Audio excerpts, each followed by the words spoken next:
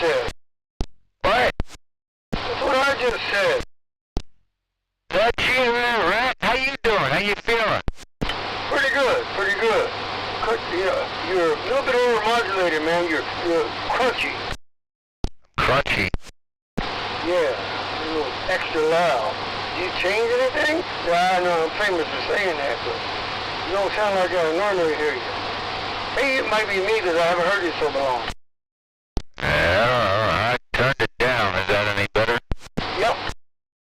I went from high power to low power. Oh my. Must be nice. Which box? The Phantom. Make sure I got everything set right. Hold on a second. Increase the dead key a little bit. Alright, there's high power again. Is that less crunchy, more crunchy? It's okay. Look, man, it don't sound optimal to me, but it's audible, so I ain't complaining. I'm sorry I said anything. Well, no, I appreciate your input, and I don't think there's anybody out here, so now's the time to get all this crap out of the way, so I appreciate you. If I sound like crap, we'll fix it. Well, you don't sound like crap. Look, I just call it crunchy. I don't know how else to describe it. It's not super clear. It's loud, crunchy, but man, let me stop. Well, I appreciate you letting me know, and if it happens again, please let me know again, okay? I don't mind it, I appreciate it, and yeah, don't hesitate. On another note, something that you might find interesting, testing out Starlink, seeing how this is fucking working. Cool, but why did your signal just slowly decrease to almost nothing? What? Look, I know I'm picking on you tonight, but it sounded like I looked at my meter and your signal was slowly dropping till it was almost nothing.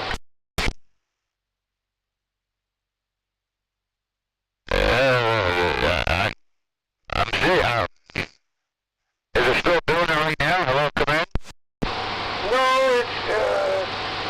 it was pretty steady, but not what I'm used to hearing you. I got you. That's good. I may have some more bugs I gotta chase. Do you have a watt meter in line? Oh yeah, I'm watching it. Shut up, dickhead! Not you, catnap. Oh, I got you. I didn't hear whoever that was out there.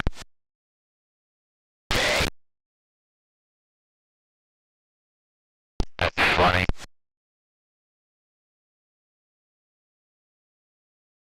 Are you still keyed up, catnap? No, I wouldn't key it up. Why? What's the matter? Then somebody's keying up with you. There was a steady carrier after you stopped talking. There's your overmatch problem, man, I guess. Somebody's riding my signal. Yes, sir, because that was audio and signal-wise what I'm used to hearing from you. Somebody's fucking with you. Oh, yeah. Suck a dick! I don't mind it. I find it endearing. I find it being a dickhead. People that fuck with other people have no reason for living. Burn.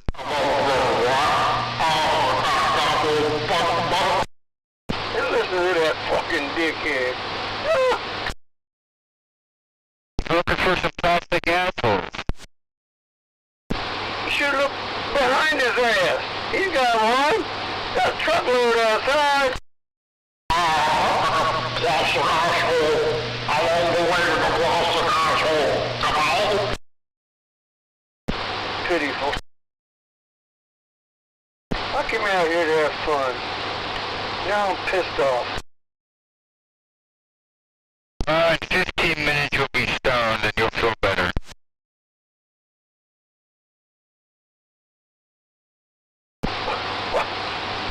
why do all the dickheads come out tonight? I just don't understand it.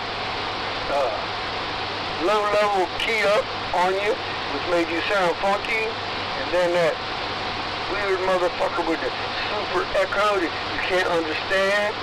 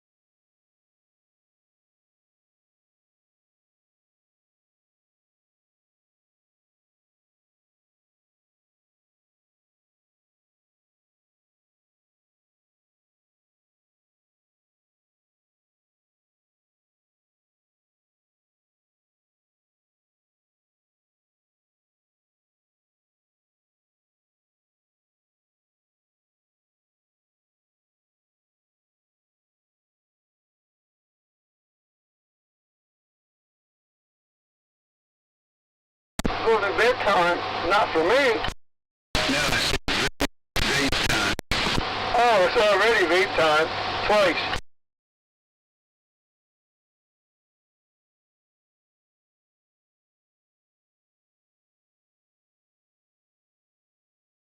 Catnap.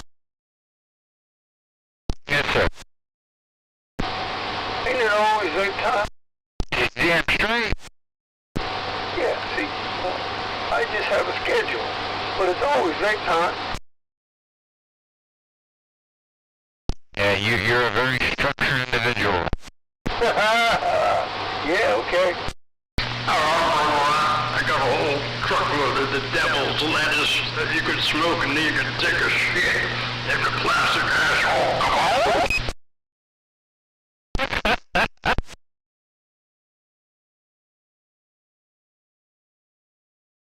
I think he was talking to you, Rat.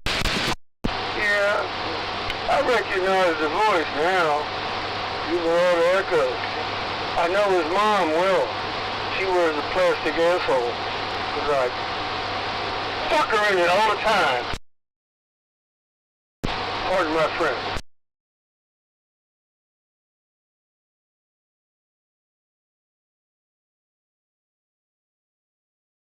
What do you think of that, Mr. Echo Man? Your mama wears a plastic asshole.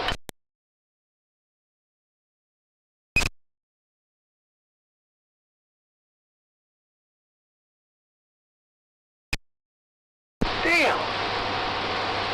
I can't believe it. I came out here, Georgia for radio, and I'm pissed off arguing with somebody. What the fuck?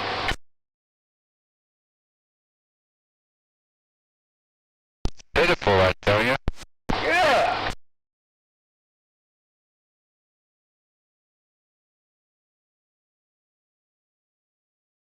I just gotta let it roll off my back. I really don't know who it is. Don't really care, but, gotta let it roll off my back.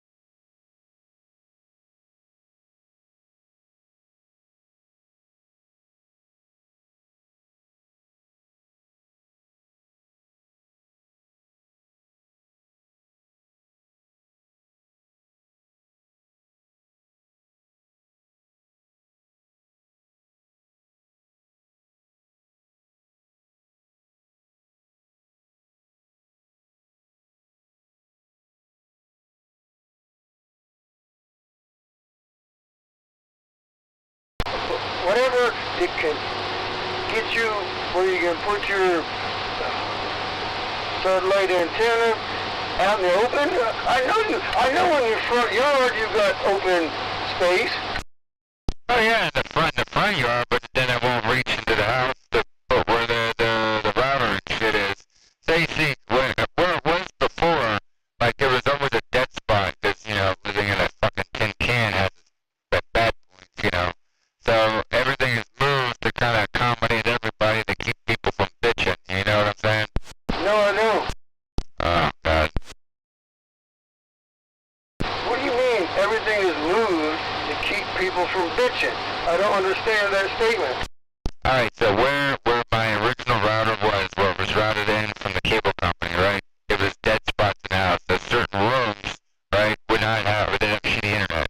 And, if you take internet away from a kid, I'm sure you know, it's like the end of the fucking world. Oh, yes. No, that part needs no explanation. Yeah, so everything is moved, the router is moved, so that everybody can have their own little setup or whatever. Not to mention, I put it in a way to where I got a hard line coming to my computer now. So, yeah. Gotcha.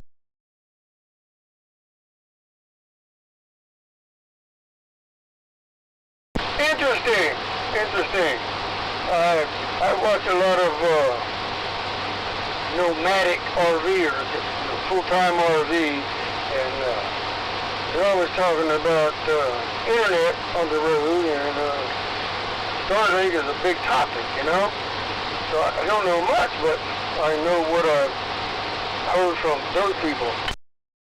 Oh yeah, I mean, so previous to Xfinity, it was $45 a month. I was getting like shit internet speeds, right?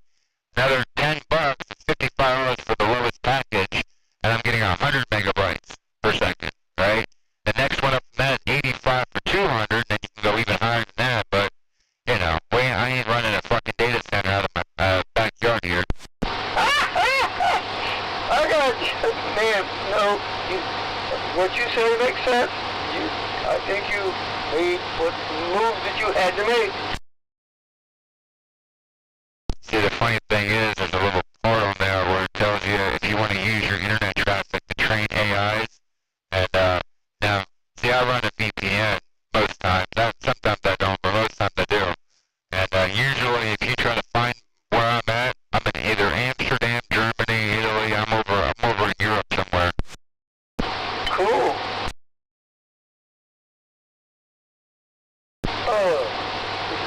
Look, I know what a VPN is. Look, what's the advantage to you by running a VPN? Because people can't track you, or I don't get the attraction of a VPN. All right. Well, without going into a really, really long-winded discussion, I can ask you one simple question, and I already know what your answer is going to be. Well, maybe not. How do you feel that companies make money off of your internet traffic each day? Look, I don't think it's cool, but it hasn't harmed me yet. I know that I'm tracked everywhere. I understand this, but never. I don't know how to say it, but I don't think I've been bothered by that enough to warrant taking any precautions against it. Well, that sort of thing harms you in one specific way, and that's your pocket. Okay, how did they get in my pocket unless they let them? Well, okay, so let's go down a little bit of a rabbit hole. Have you ever been scrolling online or scrolling on your phone or something, all of a sudden an ad pops up and you bought something off of the ad? Never. Okay, well at least you're on the you're on the level there. Yeah, I don't buy by impulse, especially from any site I don't know. Just No. Well, I mean, it's more in depth than that. You know, like uh, I don't know. You're planning on making a purchase of something, and you're talking to your family about this purchase, and then all of a sudden, these ads start coming up with, cheap product, whatever you were talking about, but discounted, get it now, finance, whatever it is, right? And it's in your face all the time. That's the big, you know. Why should they make money off of your life? Well, I agree with that statement, but like I said, I don't talk to my family on the internet or text about purchases. I talk to them in person, so they have no idea what I'm thinking about buying. I just don't get it. Well, no, I'm not talking about like online. I'm talking about in person. Okay, so it's kind of a cliche thing to say nowadays, but your phone is always listening to you. Anything with a microphone listens to you. Your cell phone's always got its ear on you. And targeted advertising is, very popular. Like I said, this is just a small aspect on the benefits of a VPN.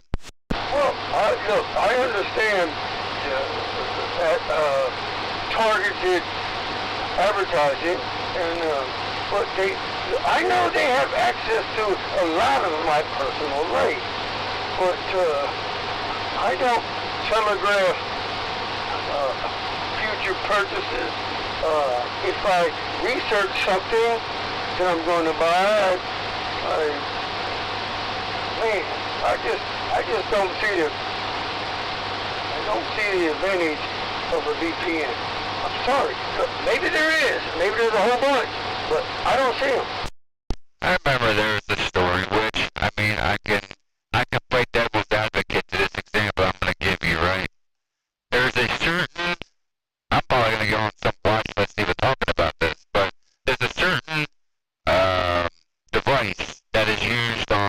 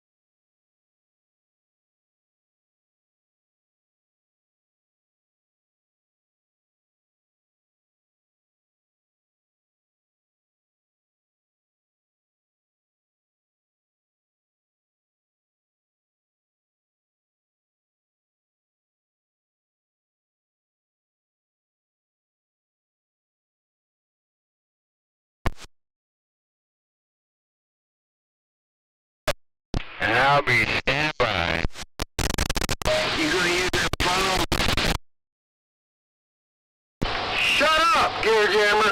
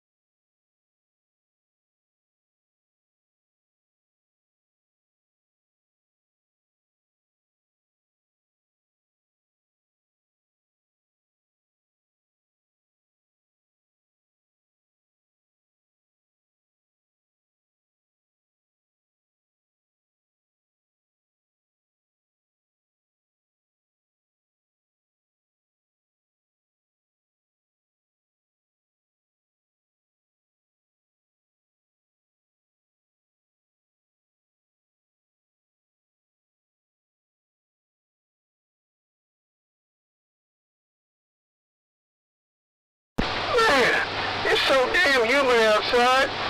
My glasses fogged up when I walked out. That's horrible.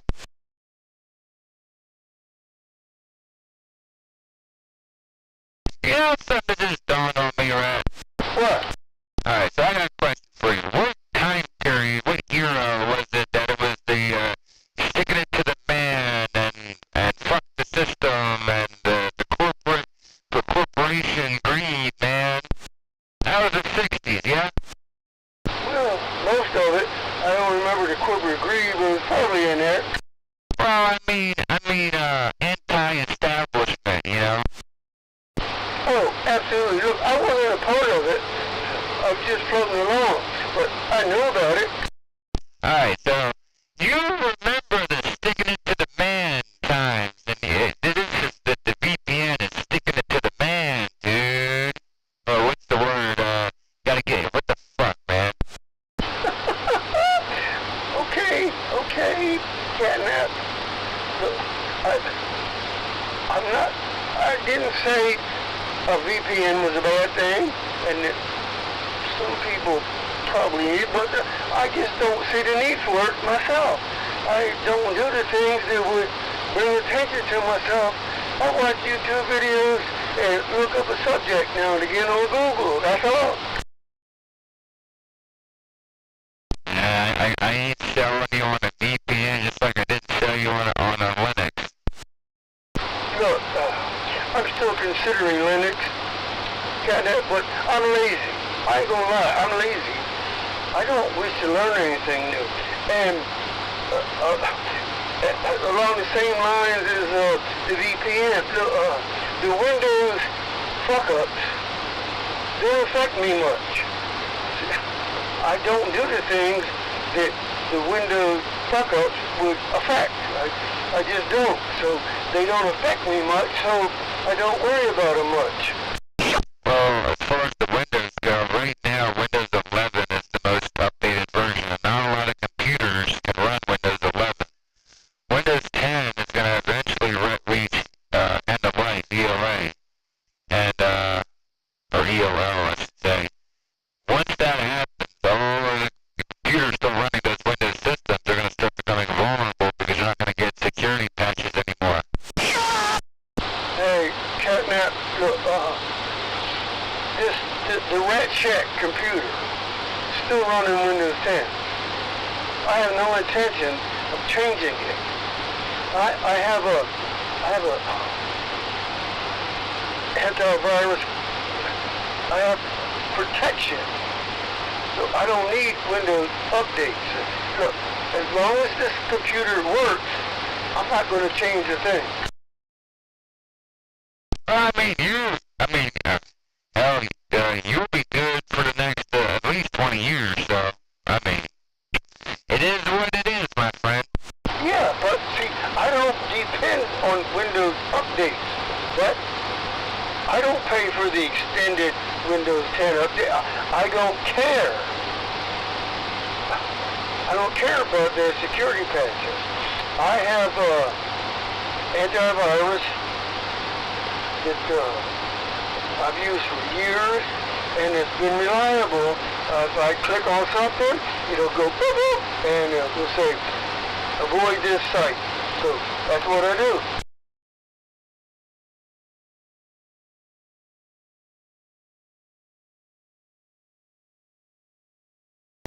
Like I said, Catnap, I agree with everything you're saying about this, whatever, but it doesn't affect me that much, so I'm not concerned about it. Do you understand? Oh, no, I get what you're saying completely. I'm just giving you a hard time. You motherfucker!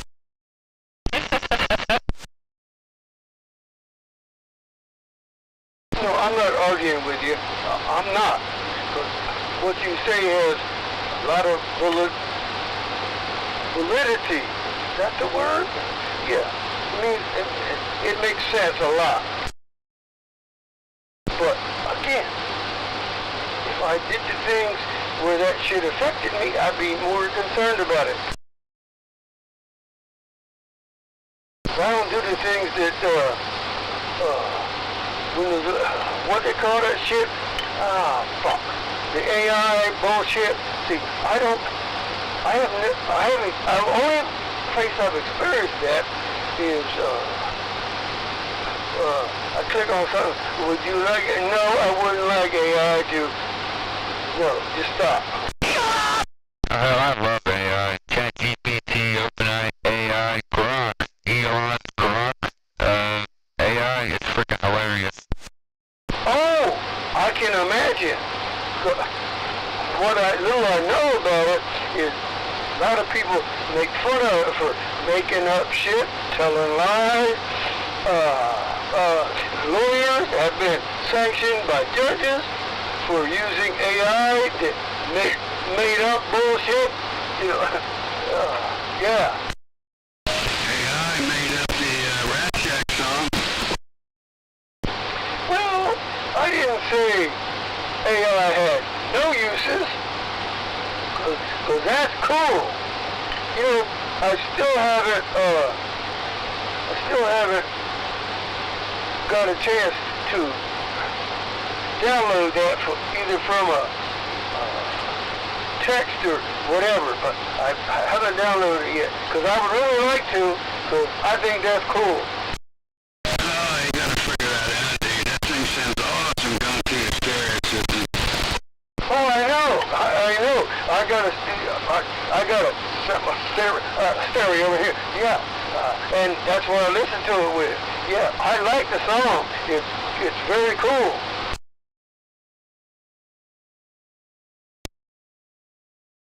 I just don't know how to download it. I only played it from text and whatnot. Yeah, but if you play it on your phone, you can plug your phone, well, yes, you can plug your phone into your stereo and pump it through there. Well, that's what I did. See, my stereo, the heart of my stereo is the computer. That's the source of all my music. So yes, I plug the phone into the computer and play it through the stereo. And you haven't done that yet? Yes, that's how I've listened to it the few times I've listened to it when you guys have played it for me.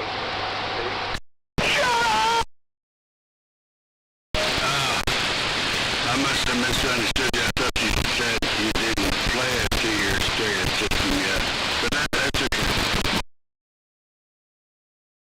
Yes, I have listened to it through my stereo, but I don't have a copy of it for myself, so I can play it at will. I like to bring my family out here and say, listen to this. Somebody made up a song about me, you know. I'd like to do that.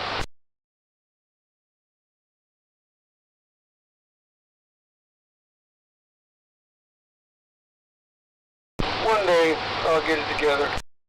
Well, you have a copy of it on your phone. That's your copy. You should be able to play that anytime you want. Well, I don't have to. It was in a text. It's in a text. I don't save my text. It's gone. Oh, you should have downloaded it. Even though it's a text, you can download that text and then it would be in your files in your phone. I got you. I just don't do it. I don't know why. Yeah. Yes. I just, flipped on my phone and I just seen a very, very sad photo. You wanna know what that photo is? I can't wait. Drug bust. Somebody confiscated 50 pounds of weed. In this day and age, Well, you know, it's not first. You can call it 50 pounds of weed. It don't matter how legal it is. I know. Listen, that reminds me of a story. Way back in the 70s, I was in my early 20s. Are you familiar with, I know you're familiar with the Cohansey River that runs up to Bridgeton? Oh, yeah. Okay, well, downriver there's a place called Hancock's Harbor. Been there for centuries.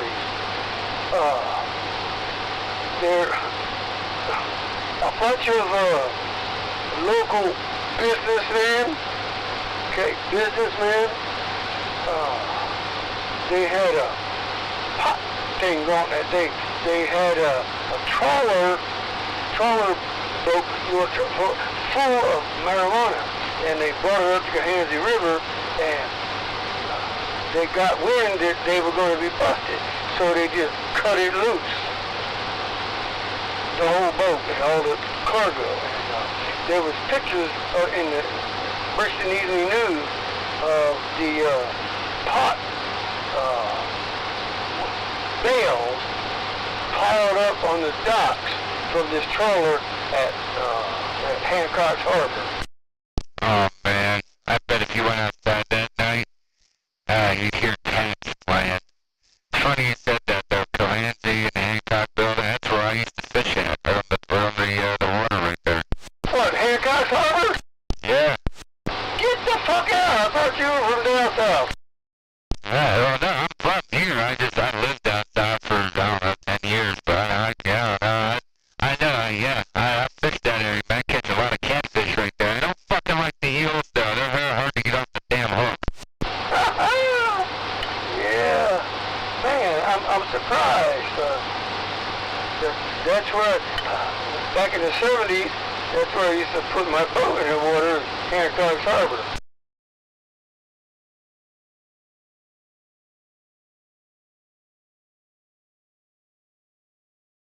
Not only that, I had a friend that had a cabin cruiser. He was from Delaware. He would come down and tie up at Hancock's Harbor, and we'd have a party on the boat. Nobody ever bothered us.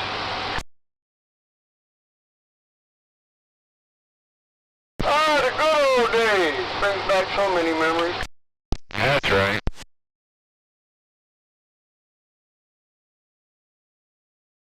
Not to change the subject or talk about stuff that you're probably going to say to me, I don't give a shit, but why the hell are you low on frequency? Usually you're right on frequency. Did you bump something over there? No, I did not, but now that I look at my free counter, you're right, it's 864. So let me try to correct that. Is that better? It's closer. You had it right on point and you bumped it, but you're closer than you were before. So I'm not at 865? You're just a little low. You're like an 864 point, like 8 or 9, like just a scotch, but you're fine. I looked at the SDR and I said, I'll say something. Okay, I appreciate it, but man, 26, 8648 is close enough, I think. 864.876. Man, when they get on that frequency discrepancy fast, I know it's horrible to hear me because I'm so far off freak. Oh yeah, man, you're 100 cycles off, man. You're horrible right now. That's a joke. That's a joke. It's a joke. I know, because that amount of difference would not be detectable unless it was by equipment you have. Oh yeah. You can't detect it by ear. Well, what radio are you running that you can adjust that? Galaxy Saturn. And you can adjust that? I don't know how you do that. It's an unlocked clarifier. That's right.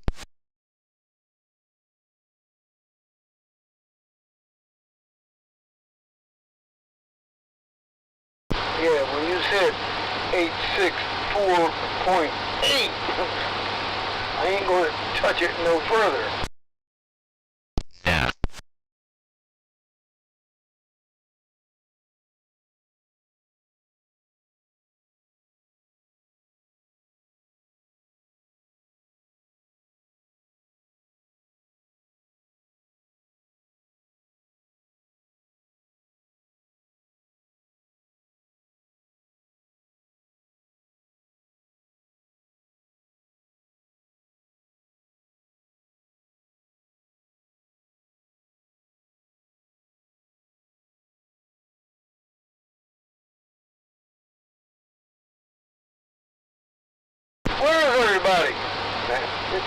20 after 7.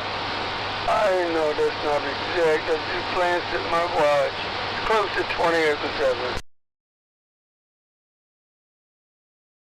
Every time I say a time, you're wrong, about 2 minutes.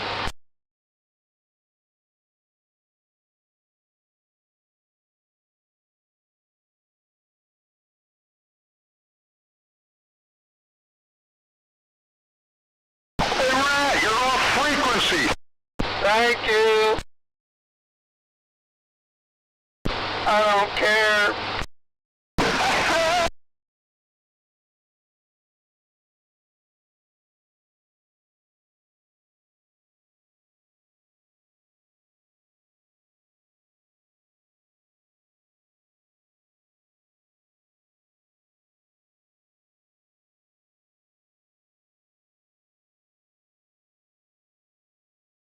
Need to stay off the freaking internet.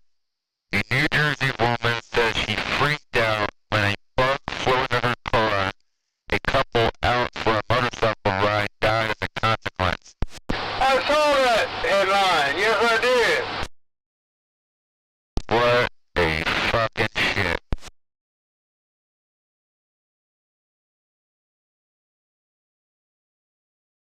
Is that all you got to say, Tom?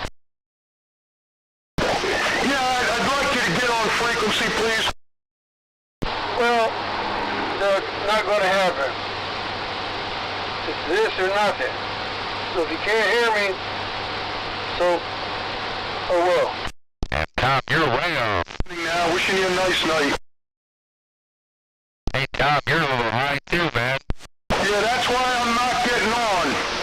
Wishing you a good night. You don't know what frequency he's on. How far is he off, Captain? I didn't. I wasn't zoomed in. It looks like 868. Oh my. Tom, what are you going to say about that? I don't think I'm worthy. I'm just not worthy. Why, because you're a freak? Yes. Oh, It's not too bad. He's at 26,866.075. 1.5 kc off. Not too bad. How's that? How's that? Am I on now? No, you didn't change. Change? You better tune that thing in or something. Oh, there you go. You split over there. You're perfect now.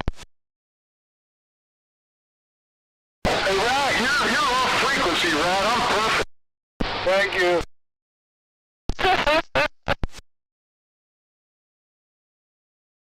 How you doing, Tom? Yeah. Just had a small rainstorm here for, I don't know, 45 minutes with the sun out. Raining pretty hard. Now the sun went in and the rain stopped. Who knows?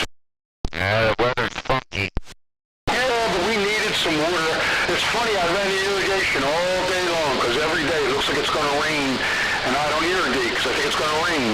So today I said, well, I'm going to run the irrigation. Man, I just turned it off and it starts to rain. That's something. Tom, you're magic. Look, turn it on again. We need some rain here. Yeah, I bet you if there was a way to look it up, I bet you've gotten a lot more rain than I've got. Every time everybody says it's raining at their house, I don't get anything. I'm sure. Breaker. What's up, Ted? Good evening, Catnap. Tell him, Catnap, tell him. I got a lot of rain today. I got over an inch and a half. Catnap, tell him. Uh-oh. What do you want to tell me, Catnap?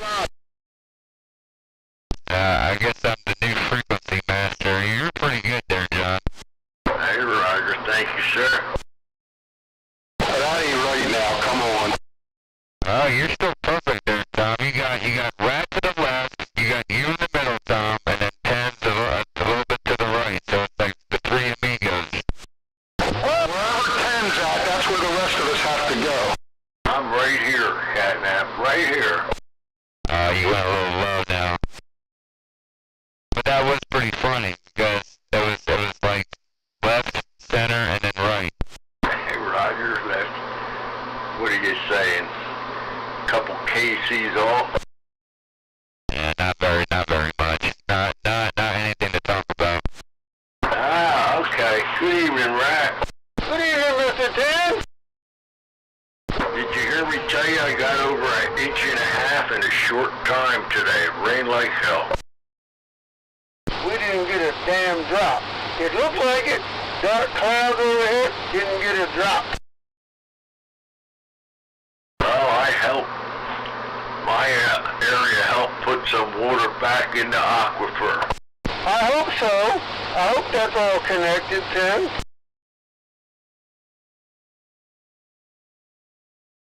Hey, Tommy, did you get a lot of rain? I heard you said it started raining. Hello? What the hell? What's going on, Rat? How the hell will I know? You just poofed. Poofed? Yeah, that's what happened, Ted. Should have Catnap. He said he just pooped. Poofed the magic dragon? You're supposed to finish that statement there, Rat. Why? Because it's your line. Really? Oh my god. I set you up for the perfect joke and you just dropped the ball. I didn't know.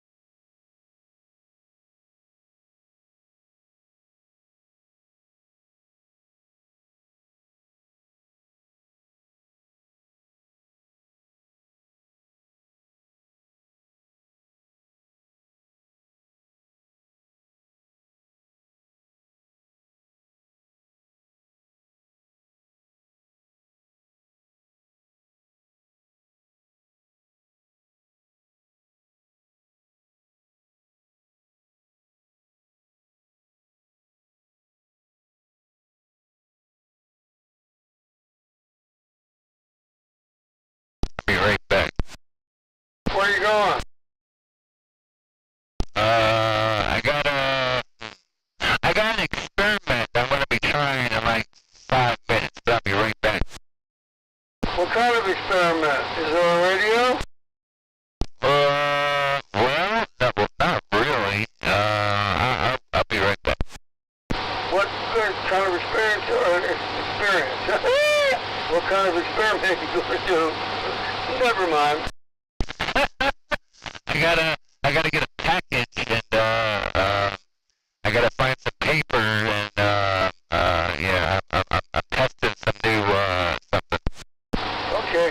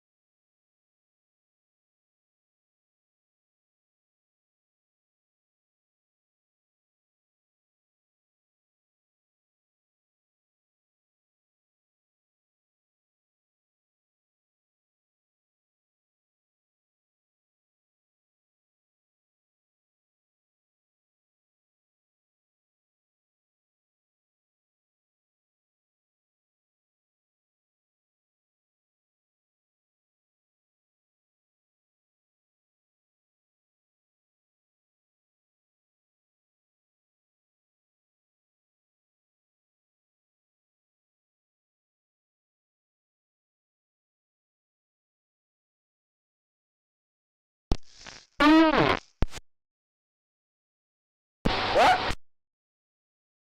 I like this.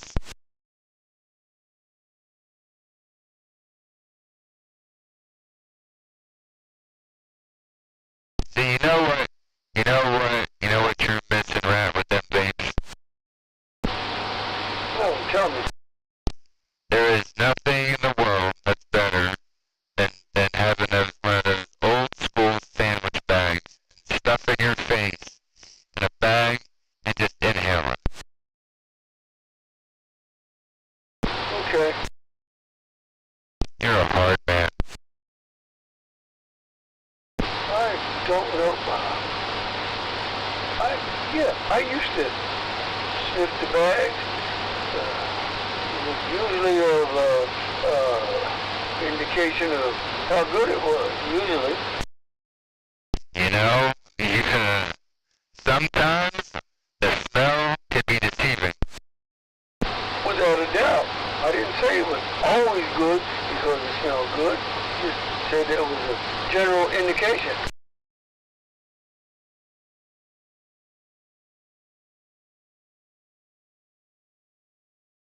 What's your point, man? Well, I'm talking about part of my experiment. Like I would know that, right? Well, that was the last thing that I said before vacating. I had to pick up something real quick, and yeah, now I'm turning it into another form of matter. Okay.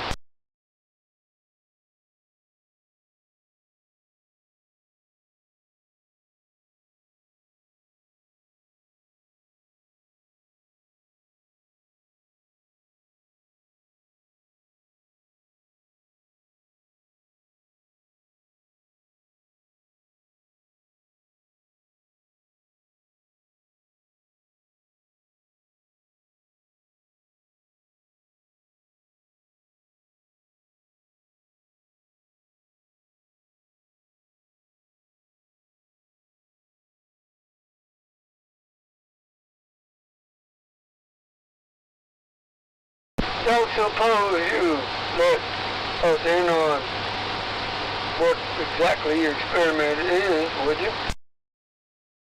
Well, I wanna see if it lives up to its name, and let's just say it's been a hard week of bad product, and finally found some good products, and I want to see the difference between to oh yeah.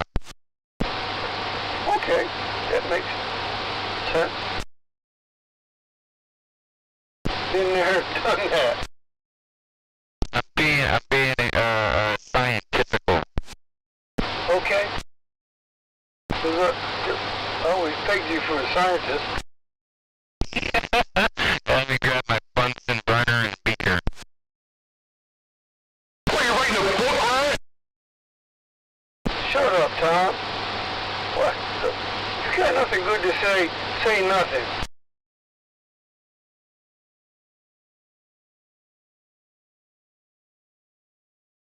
The greatest invention to rolling is filters. That's the best part now. You don't burn your fingers no more. Wait a minute. Does it filters take out some THC? Now I'm just asking. That's what I heard. Well, no. There's no actual, like, filter. There's no media inside. It's just a tube. Come on.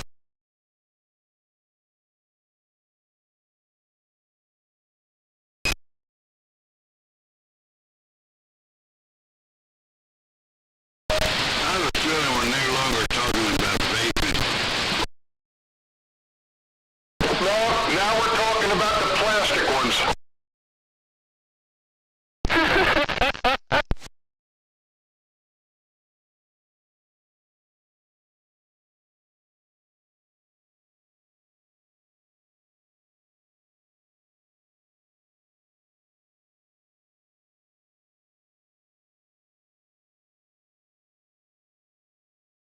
The Big Ben, over.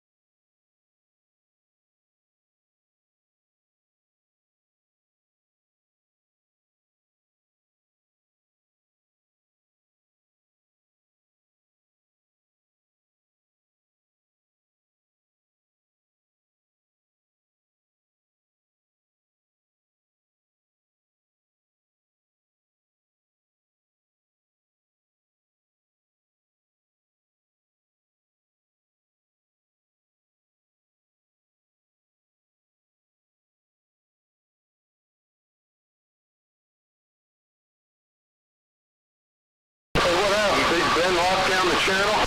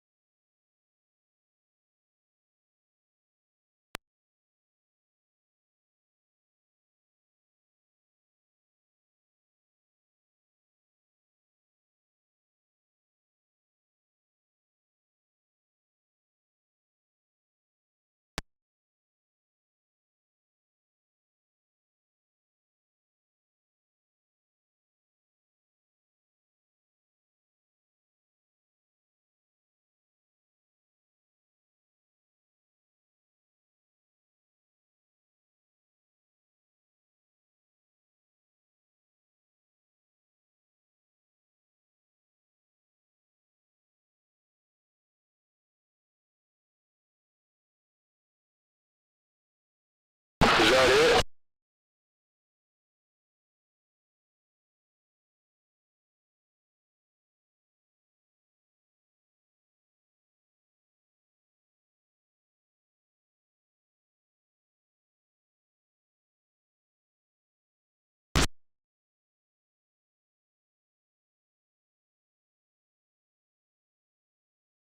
Catnap had me tune my radio in and now I'm not getting anybody.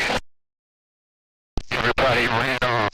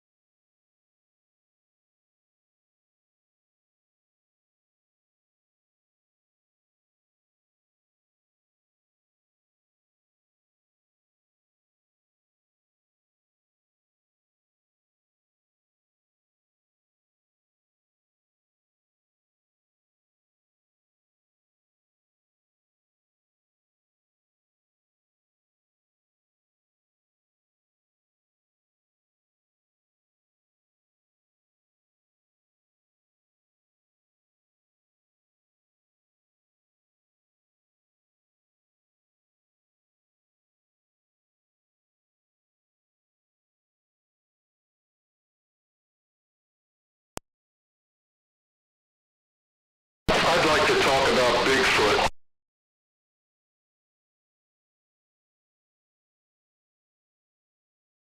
I can't wait till they start releasing the aliens.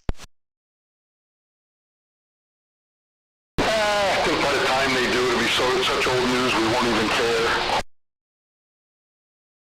I mean, what would you do if you were face to face with an alien? That's a pretty good question. How would you know it? Well, I mean, one of the most famous, well, I don't know. You got the Greys, you got the Nordics, you got all kinds of different ones, but like, you would know if it was an alien in most cases, you know, if it's 10 foot tall with straight blonde hair, that's a sign, or if it's 3 foot tall with big black eyes, that's a sign too. I imagine, but how about if it takes the form of a normal human being? Or it looks like a reptile. Yeah, that too could be a reptilian, but that's an interesting concept there, Rad, because you're right, we would never know.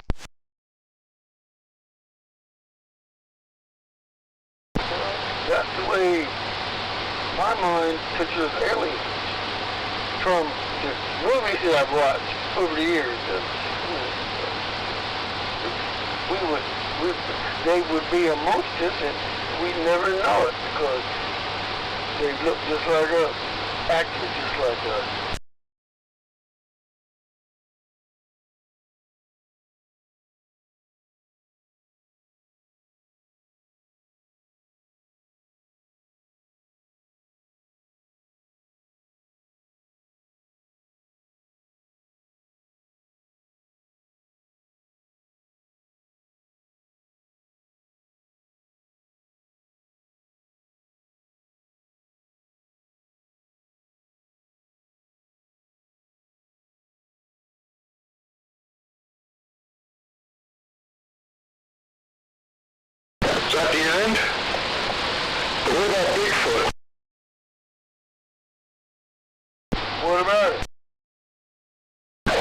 Does it exist? I have no idea. I don't know about Bigfoot, but they recently said that Loch Ness was fake. You think? Such a shame. Why? That's been questioned for centuries, I think. It's not a monster. I'm not saying people didn't see something, but it wasn't Nessie. Nessie is real, and so is Bigfoot. I'm so sorry, Pegasus. I had no idea I was wrong. Thank you for correcting me. You know, sometimes we can be wrong in such matters. I understand, and I thank you for correcting me. Good evening, Pegasus. Good evening, Brother Rat. Good evening, Catnap and TJ, I believe I heard him in there. Well, good evening, Dave. I just want to correct something. Rat is an expert on Bigfoot. Oh, wonderful. Good to know. Beetlejuice! Beetlejuice, Catnap. What's up, Dave? Just swinging my feet, my friend. Swinging my feet. I concur. Did I miss anybody? Did I get everybody? Ken was out. You don't know where he went off to. Yeah, I turned the computer on before I came up to the radio and I turned on the SDR. Man, I was picking up everybody. Even thought I heard a gear jammer in there. Am I wrong? Oh, you can listen on that too?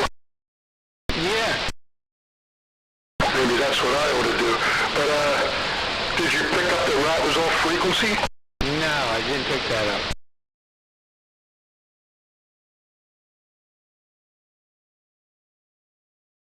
I mean, I was pleased by the reception that it was given me. I turned it on before and I would get maybe you and Johnny, but wouldn't get like RJ or Gear Jammer. Hey, Pegasus. Yes, sir. What kind of antenna do you have attached to your SDR? The SDR, the TV SDR is just hooked up to the internet. Are you using that too there, Pegasus? What's that? I said you use QESDR too? I guess, I don't know. You just said that's what you were listening to? Yes, well, I'm on the radio now, but yes, I have it on my computer. Roger. I got the waterfall deal. Pretty cool, isn't it? Yes, very cool. Put in whatever frequency you want, and bam, it's there. That's right. I like listening to that shortwave stuff, you know, radio from other countries and stuff.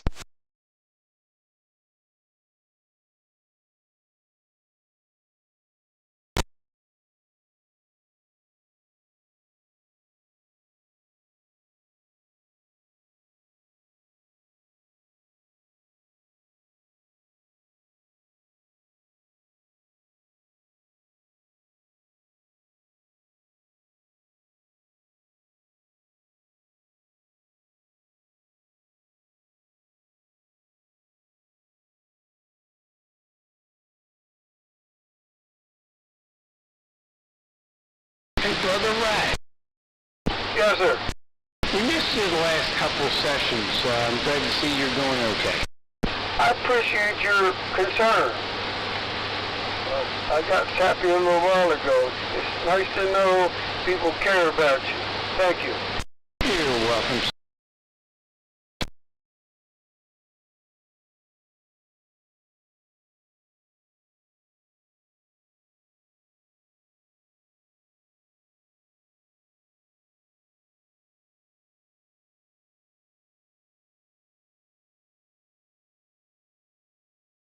What's up, Bob?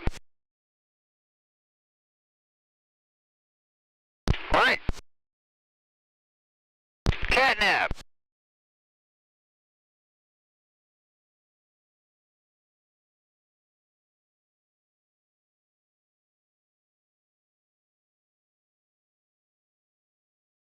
and a half up. I'm making a trip with this new antenna I got here.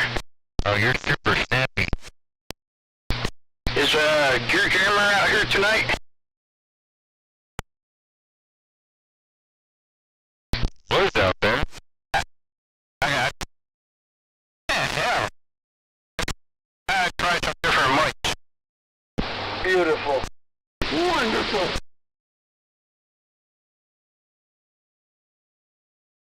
We're standing by to hear a couple of them, Bob. Oh,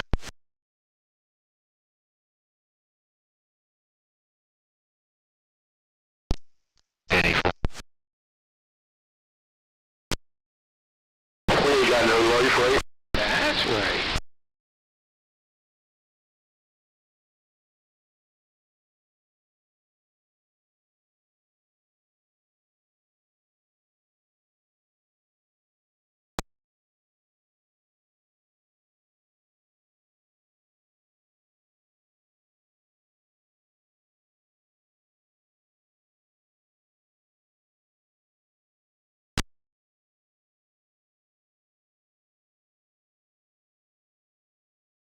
Audio.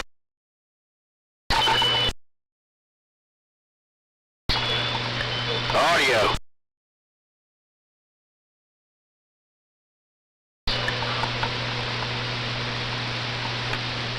This is Turner plus 3, Rat. Does it sound good?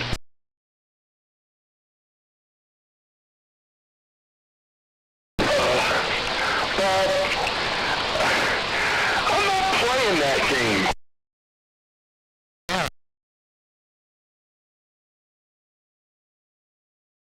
Yeah, I think I got a loose jumper here. Try putting your moonraker back up.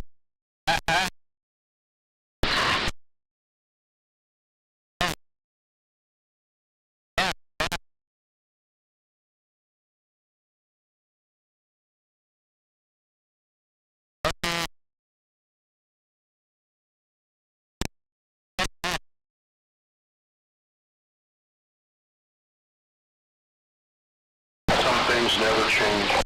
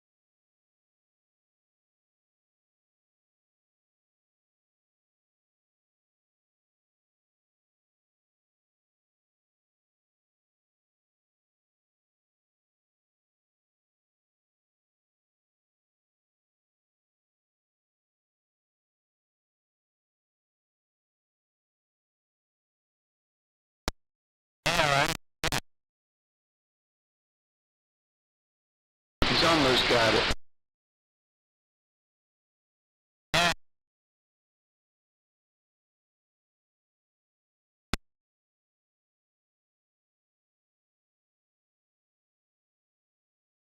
Rat, what's your opinion of what's going on right now? I have none.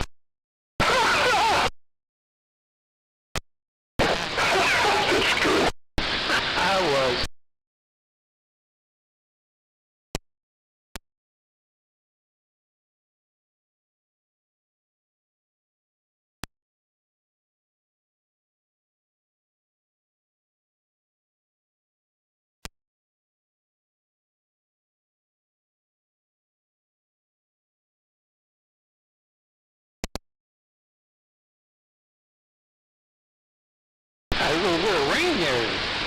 too long ago there, Tom. Yeah, that was unexpected.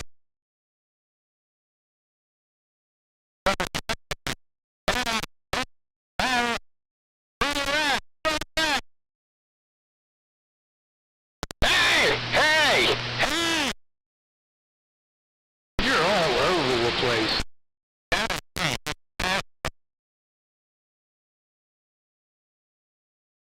That's his goal, Pegasus. It is.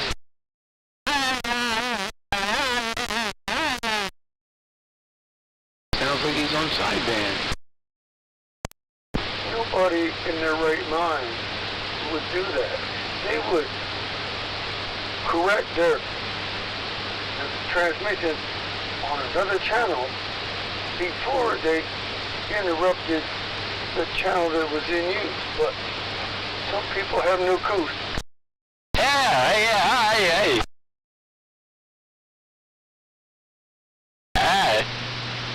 I'm sorry there, Brother Rat. I hope I didn't spoil your evening. I love you, Brother Rat. Stay groovy.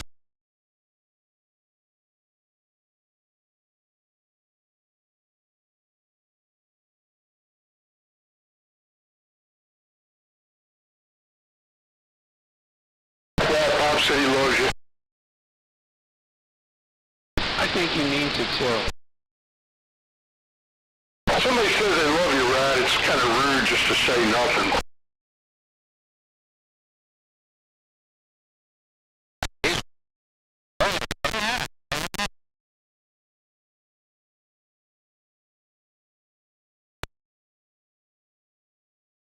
How's he do it? How's he on frequency, off frequency, bounces around, sideband, in? I don't know, he sounds super there for a couple transmissions and then he's gone. Yeah. Like that.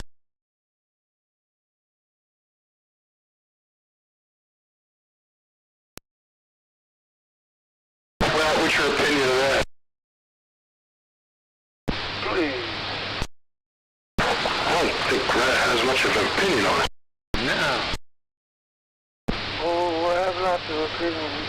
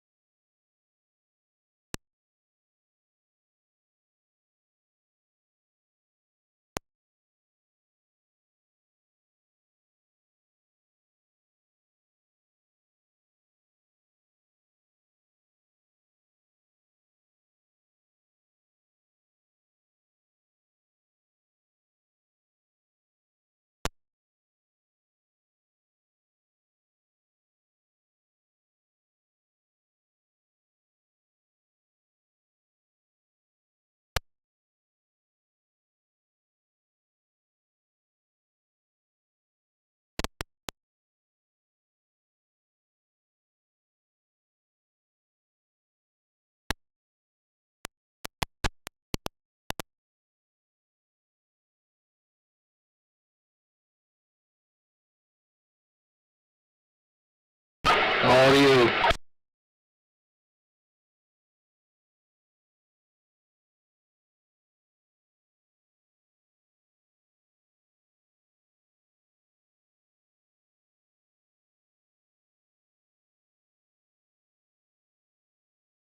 That seemed to indicate there for just a moment that Crazy Bob might not have truth. Did you catch that? Yes, definitely.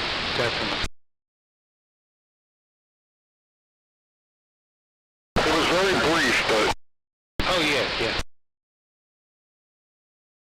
gotta call it when somebody doesn't have couth.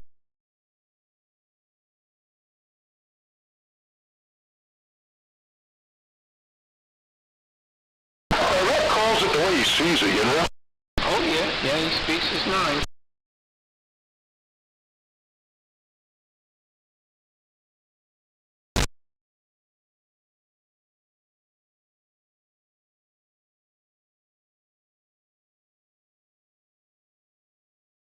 It's not even always something everyone can agree with, you know?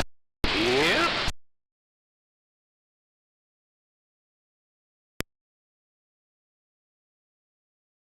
Well, you gotta give Rat credit. I mean, he comes out here and he speaks up on his political beliefs, you know, his religious affiliations, very vocal on all that.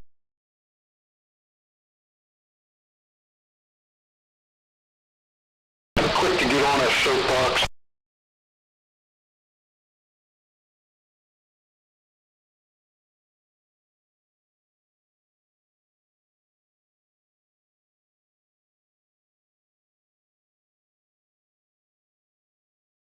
You see on the news Donald Trump telling all the Americans are complaining about the gas prices. He says, boo-hoo.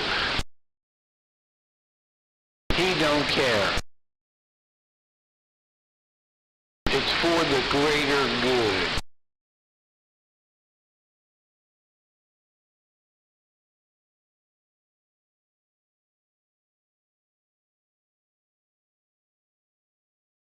That can't be.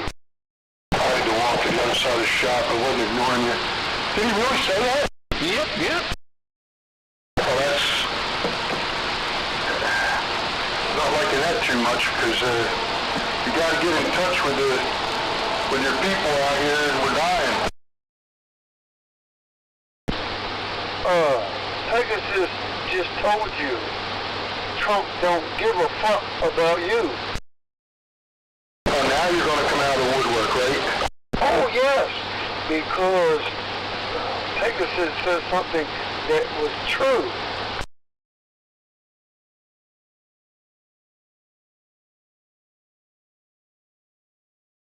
Yeah, I think it sucks that he says something like that. That's when I think we should have had Kamala. I hear Hunter Biden's gonna be for 2028. Yeah, then we'll just make cocaine legal in the White House. Here you go. Hunter Biden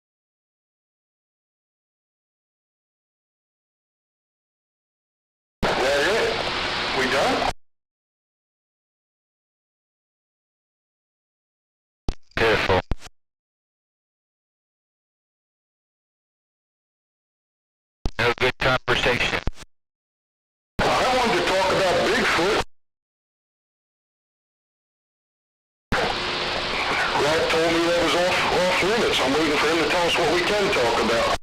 Now, one thing, if they ever do find Bigfoot really is real, and if that there ain't just one of them, right? That's the theory, right? If they have been alerted, captured, or photographed for this long, they've already known what people are like, and I don't blame them. They want to stay the fuck away from us. Well, what's pretty crazy is that there's a version of Bigfoot, like on every continent. Yeah, you got Bigfoot here, you got the Sasquatch, the damn abominable snowman. You ready to, what's it called, the skunk something? Skunk ape. That's down in Florida. Yeah, he's supposed to be a smaller version because he's in the Everglades.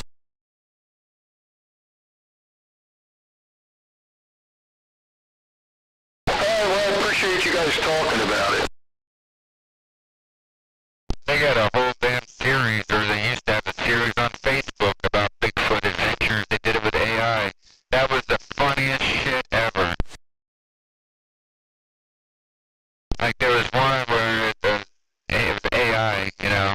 This Bigfoot walks up and says, I just took these from some campers. It was a 6-pack of beer. And he's just drinking it like, man, this stuff tastes awful. I don't know why the humans drink it. And then it cuts away. It comes back and he's like, man, I think I'm going to call up my ex, Frida. I think I need to talk to her. Or some shit like that, kind of like a drunk date or whatever. Funny as hell. Yeah, that sounds good. I'd like to have seen that, Catnip. They did a pretty damn good job. Like, there was another one that was funny. It's always I stole it from campers, you know? And, I got this shampoo from this campsite. I don't know, but I want to try it. And there was a bottle in there. And then he goes, he covers up with this fucking bottle of shampoo. And it takes all his hair off. And he's like a white ape. I don't know what the hell this is, but it burns.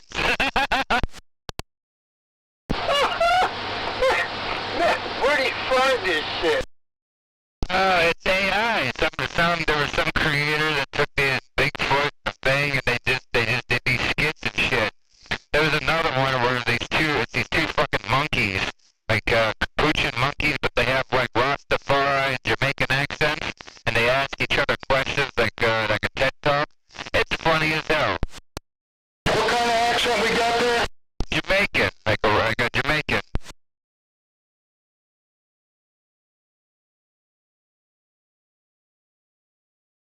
Yeah, I thought he said Pegasus. What's that time? I thought he said the guy had a Cedarville accent.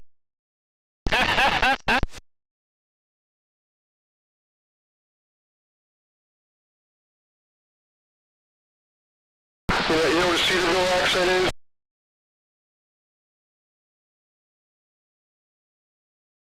They talk like they wish they were black people. If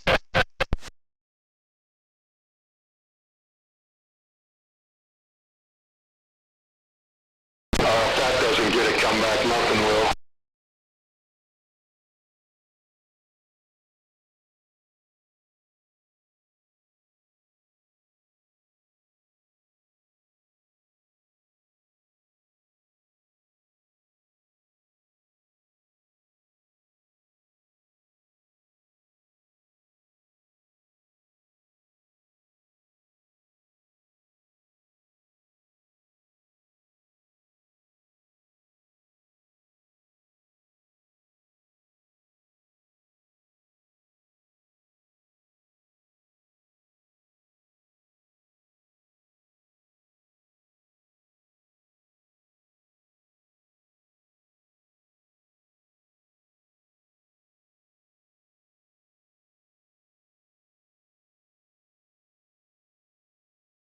I ain't heard little Dave in a couple days. What's up with that?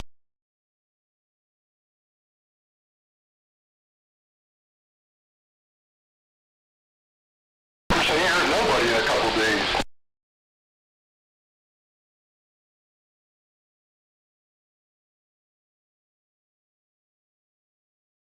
My wife said, where's all the carnies at? I said, I don't know, I think they gave up.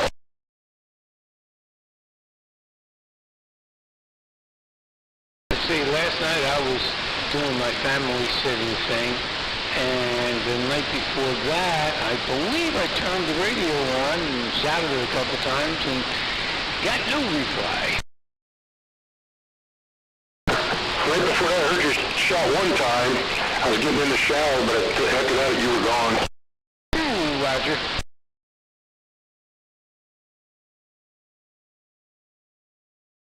I sure wish I had my pie out here. It would make it easier. I have to go in and get it.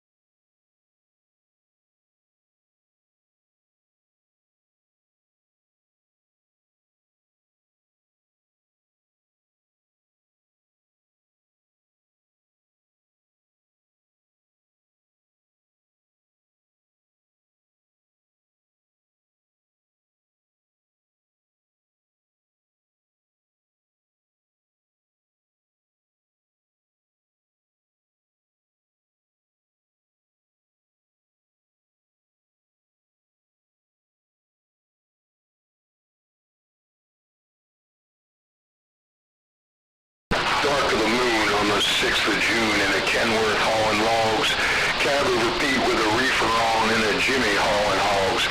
And it was heading for Bear Run, Iowa, over about a mile out of Shaky Town when I said, calling all trucks, this here's the duck, and I'm about to put the hammer down, 10-4.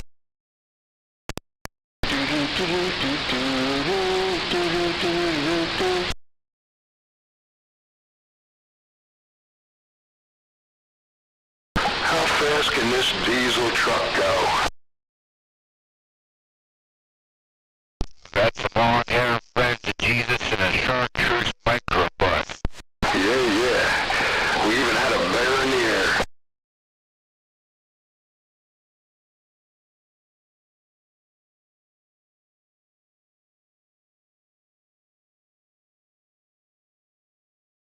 Yeah, looks like we're clean through to Chi-Town. You know what Chi-Town is? Negatory. Oh, negatory. Chi-Town, Chicago. I got you.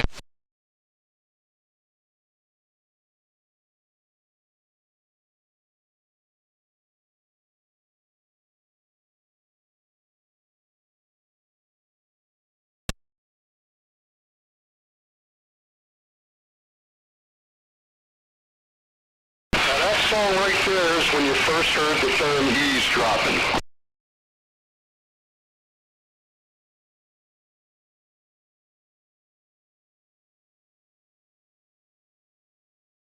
C.W. McCall. I believe he's passed away now. I need a Smoky report. Wonder. I think there was a convoy too, and he had something else. You could look it up. Yeah, not much, but yeah.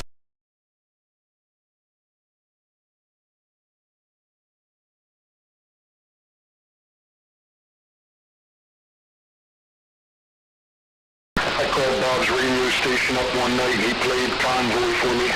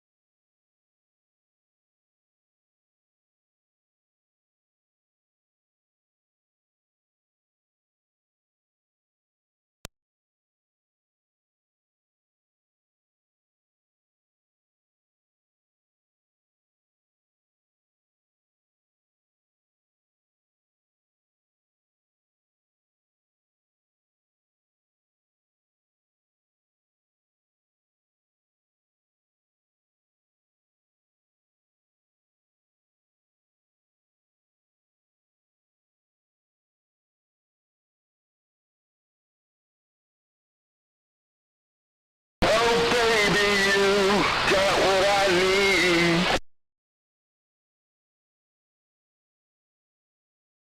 And it's looking like a rush. And it's climbing. Oh baby, you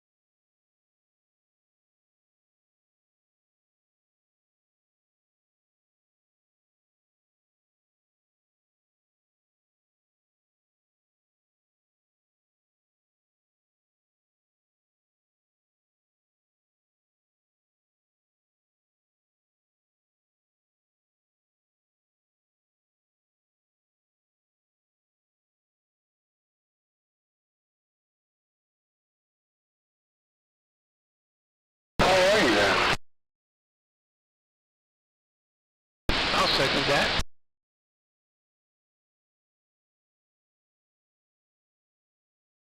You know, you don't get out there for like 2 or 3 weeks, and then when you get out there, you got nothing to say. I don't get it. No entertainment at all.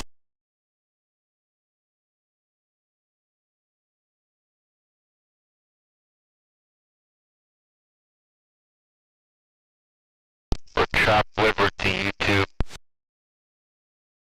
Apparently. Nope.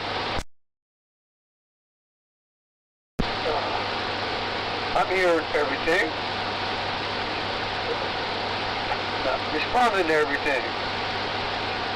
Don't make sense, I don't respond. Ah, so it's personal then. I don't see how you figure. Okay, whatever.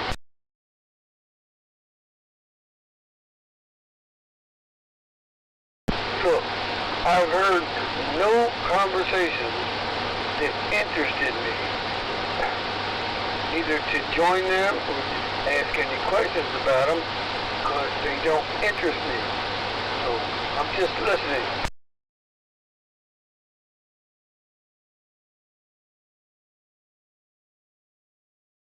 Were you disappointed, Rat, that we didn't lose gravity for 7 seconds? Look, what happened about, what did everybody say after it went by? Oh, we were gonna lose gravity, and then, yeah, what really did happen was the planets aligned and got a meteor shower.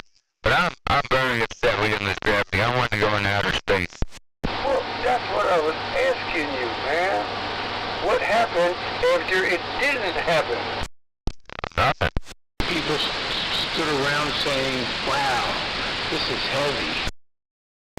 Well, you goddamn hippie, Pegasus.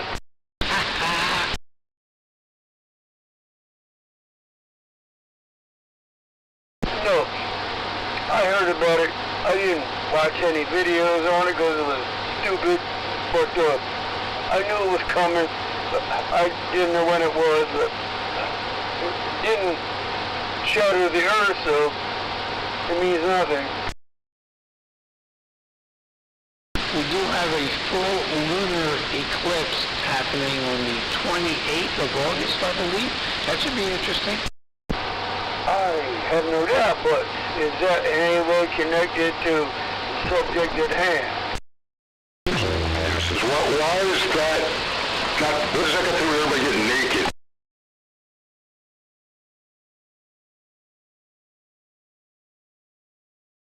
They claim because of that eclipse, people are going to want to rip their clothes off.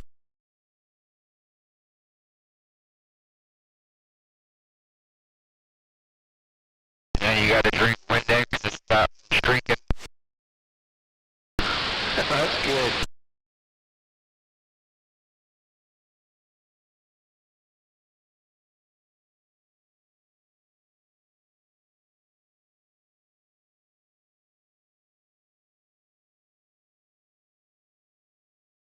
Does anybody know why that is? That song is almost as popular as the CB song. They called in the street, dancing on 2 feet. Pegasus? Ray Stevens.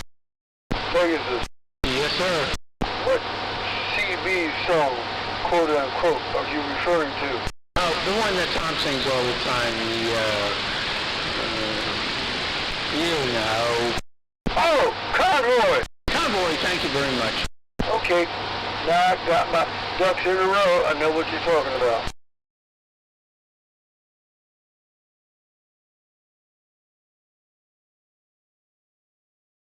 3C does, right? I got no idea what you're talking about.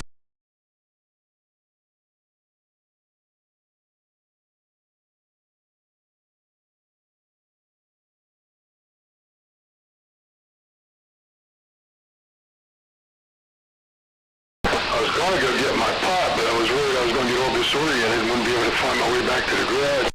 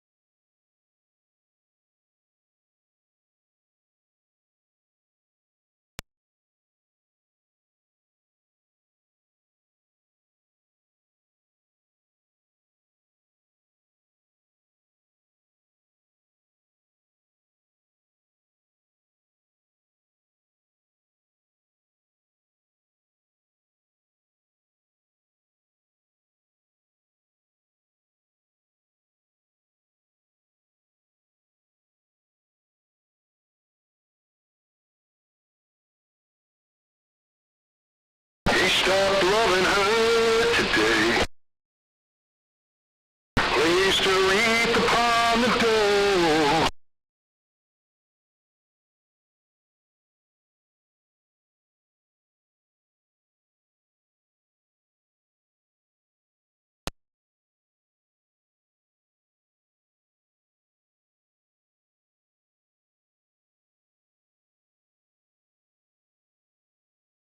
They came to carry him away. He stopped loving her today.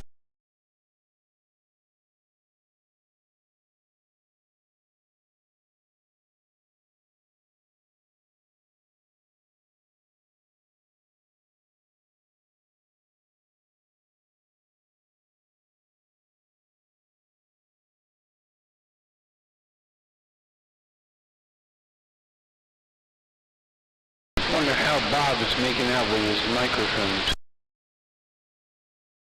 I don't know, but it sure is good to hear him getting on more. Oh yeah, absolutely. And he sounds top shelf.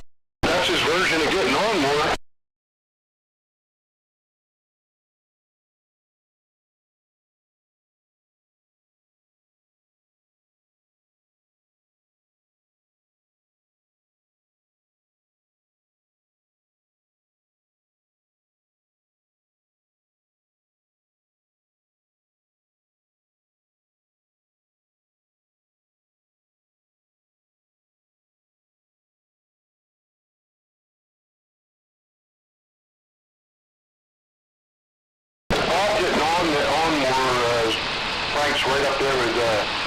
grave, drilling that hole.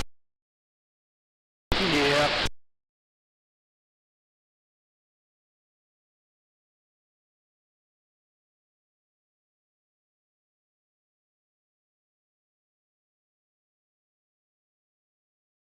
I mean, not as it only iconic, but ain't never gonna happen.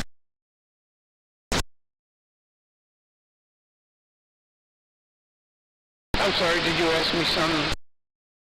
Yeah, I said, have you heard from Catnap lately? No, I haven't.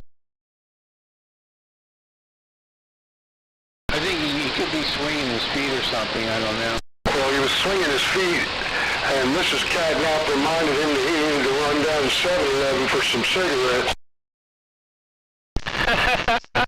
Well, I am indeed swinging my feet. I already made that trip earlier, so I wouldn't have to leave the radio tonight. Yeah, because you didn't want to miss anything. That's right. I gotta be here taking notes. Pretty hard to keep up tonight, isn't it? I got a lot of free space in my notebook.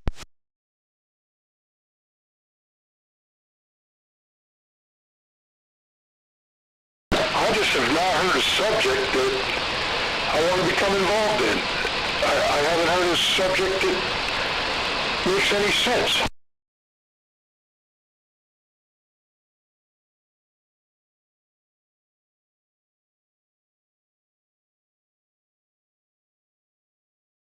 And I didn't feel motivated to bring a subject up.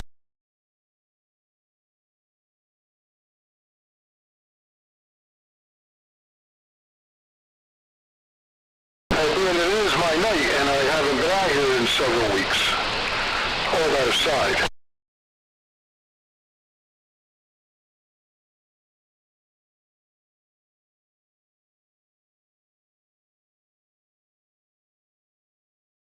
Going a bike ride today, Pegasus?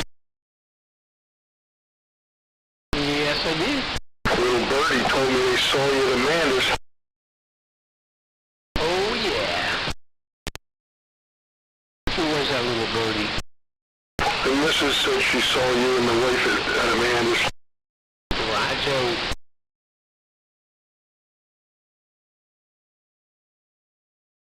How's the wife's knee?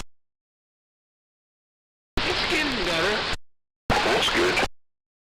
Taking a long time, but she's not in pain anymore, so just took a little time for, I guess, the medication to kick in.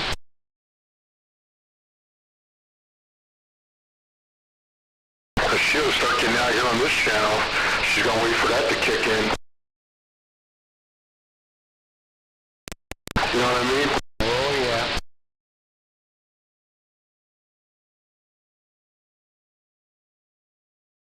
Is she hallucinating and thinks things are after her and all that? What's that? Is she hallucinating and thinks things are after her? No. No, she wouldn't fit in then. Nope.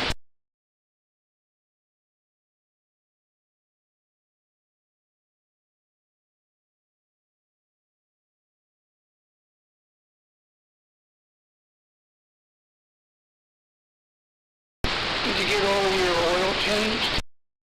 Yeah, I was working on my backhoe when I sent that picture. I'm really frustrated this morning.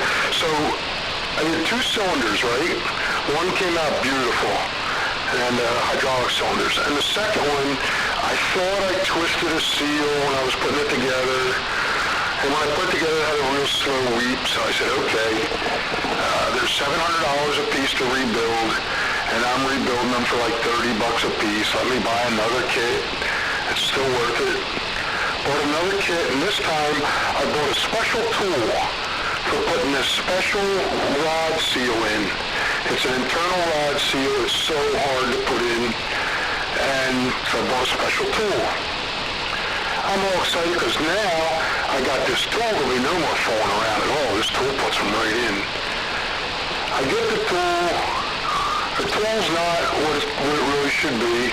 I think the seal is a piece of junk.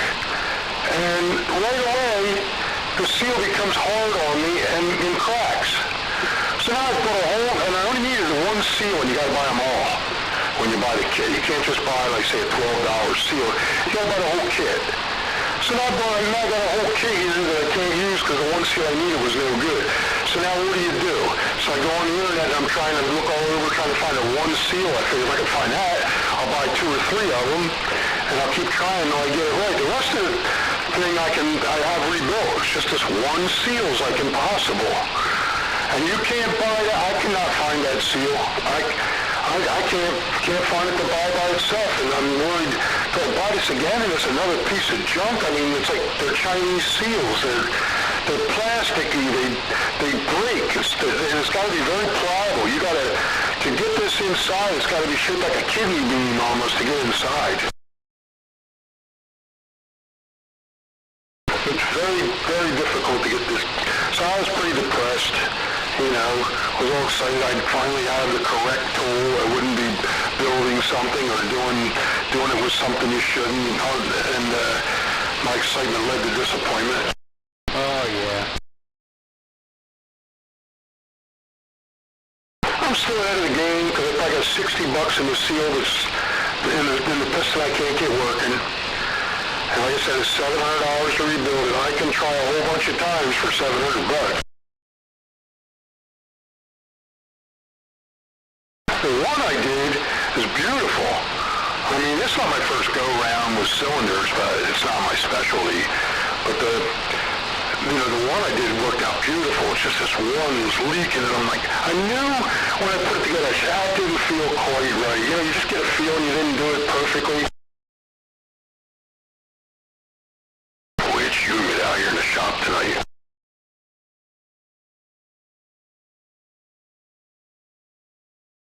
We'll be sitting on the garage floor here, drilling a hole, listening to all the conversation.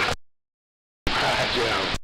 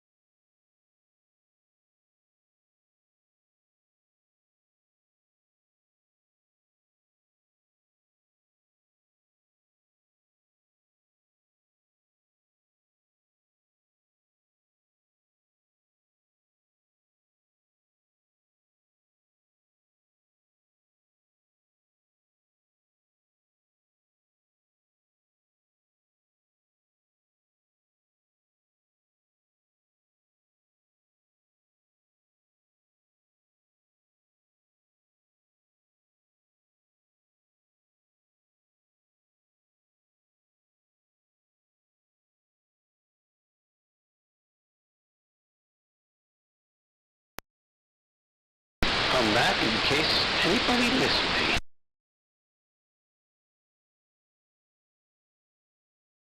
Is there anybody out there? Breaker, breaker. The dead night. Sure is.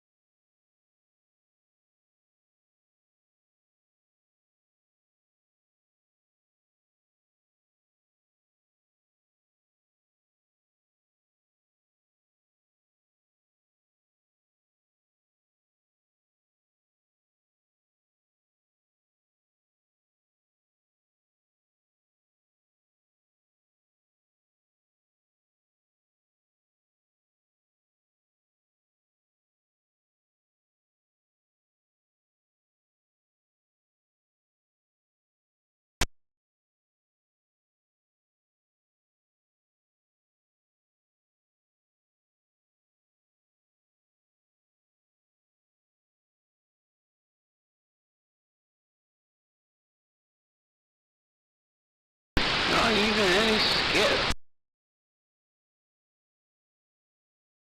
It's like eerily quiet.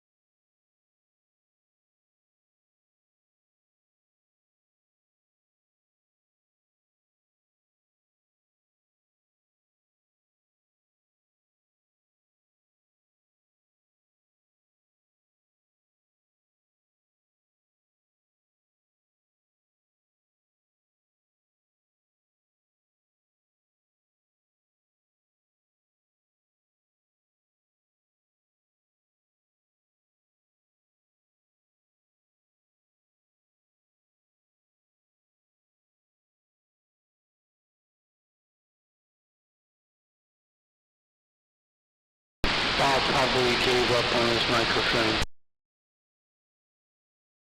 What? I said Bob probably gave up on his microphone. Thank God.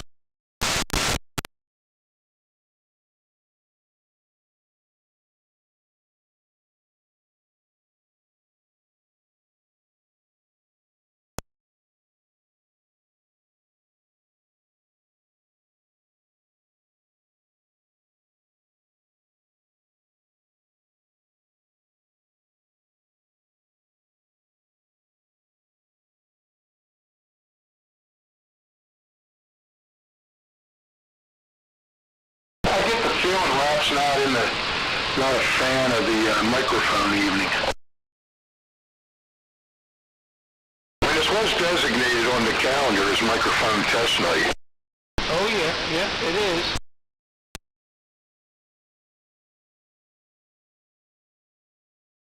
And in fairness to Bob, he was the only one to show up with a microphone. So, come on, you gotta give him a little credit.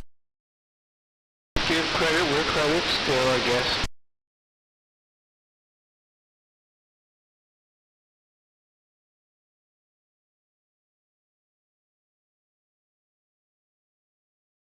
Nobody's buying it. I don't think so. Nope.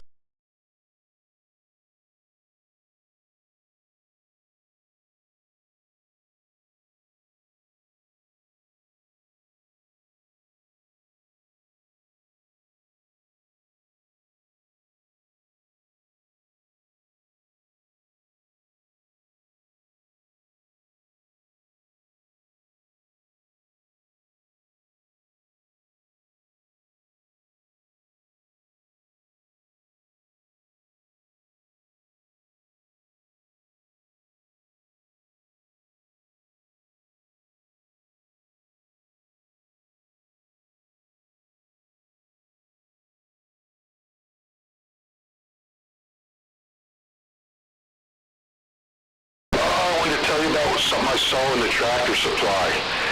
I wanted to see if you thought it was crazy like I did. What was it? So I'm waiting in line. I'm going to get 10 gallons worth of hydraulic fluid. You know, at 50-something bucks a can. But anyway, so there's this couple ahead of me, a guy and a girl, I don't know, in their 50s maybe. And they've got 4 of these fence posts. They're green, the kind you drive into the ground with a hammer, and you put like chicken fence up with or something like that. You know what I'm talking about? They're metal. Yeah. So they got like 4 of them. They bring them in, and they're all bent up. Obvious to me they've hammered them into some kind of tough soil or used like a loader bucket to try to drive them in or something and bent them all up. You with me so far? Yes, continue. So they're bringing them back. Well, the first part of my story is, do you think that's a little crazy to bring them back after you ruined them? Yes, absolutely. Okay. So they're bringing them back. Not only do they bring them back, but after they have the manager give them their money back, they then make a deal with the manager to buy the same post back at a cheaper rate, and out the front door they went with the same post. Oh, that is crazy. Hey, Catnap, you there? Yeah, man. Did you hear that story? The bent up T-post? Yeah, did you hear, like, they brought them back, they were all bent up. Like, they bent them up, they got their money back, and then they made a deal with the manager to buy them cheaper. Oh my God. That's the craziest thing. I'm right behind them in line, and I'm like, is this really happening? Hey, Tom, what was their reason for returning the goods in the first place? I don't think you have to have a reason. I don't even think they gave one. But I don't know how many posts they bought the first time around. But let's face it, if you go to, it wasn't Home Depot, by the way. I might have said Home Depot. If I said that, I do apologize. Let me straighten it out right now. I'm talking about Tractor Supply. Let me straighten that out. Did I say Home Depot, Pegasus? No, negative. You said Tractor Supply. Okay, so we're at Tractor Supply. So if you go in Tractor Supply and you're going to pick out a bunch of posts because you're going to put like it's the kind of stuff maybe you put like a little rabbit fence around your garden, that kind of posts. Well, you know that when you picked them out, you picked straight ones, right? You didn't take home bent ones. True. I just thought that was the most crazy thing. I came right home and told the wife, I said, is it me, or is that take a lot of nerve? I mean, first it takes a lot of nerve to bring them back, but then you're going to negotiate it to buy the post at like $1 a piece. Yeah, that kind of crap happens more than you think there, Tom.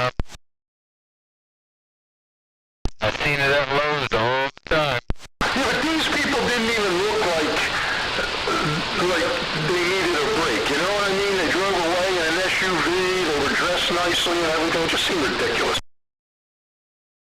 I believe it.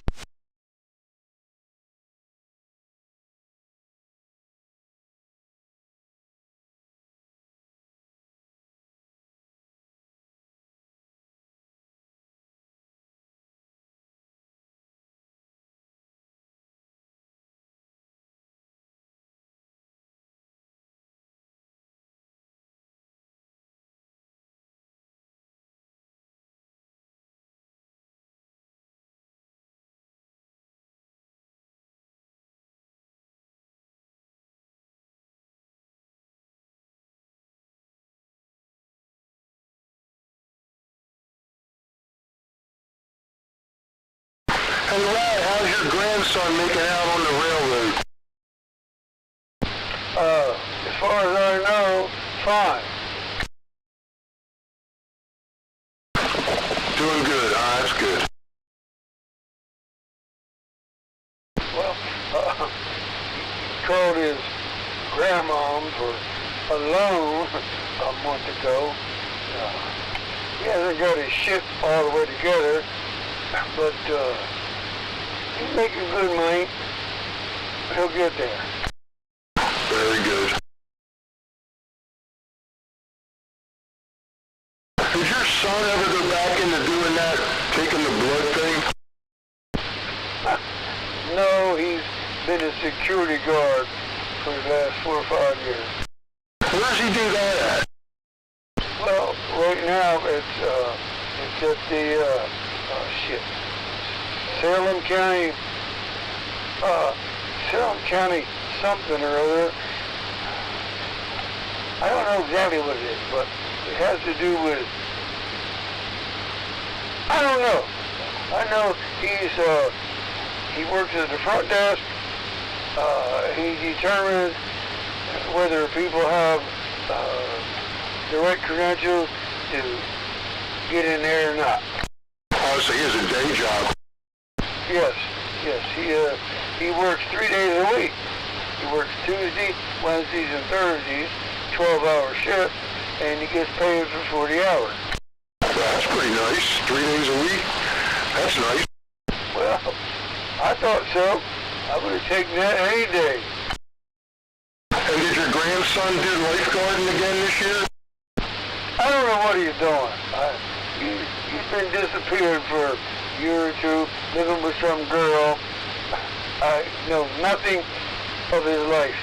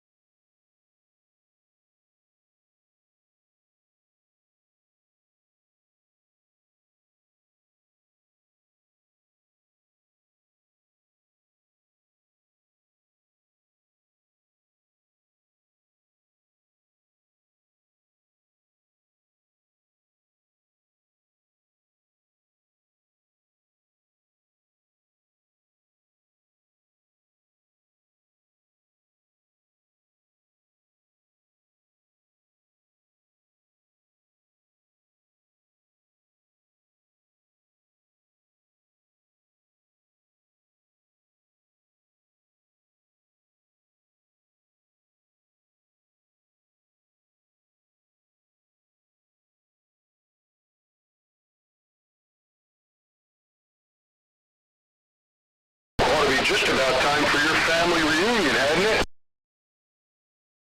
Who's talking to me? Yeah, I said, isn't it just about time for your family reunion? I don't know what that is. We haven't had a formal family reunion that I can remember. Why? I don't know why I thought about your sister-in-law, you know. actually probably going to run it. What? It's 100 years ago. 100 years ago, man. It's not the same situation today. People have gotten older, educated. It's not like it was 10, 15 years ago. You get along better with her now? I don't get along. I don't have contact with her three sisters, only when it's necessary. So I have no beef with them. They're just there.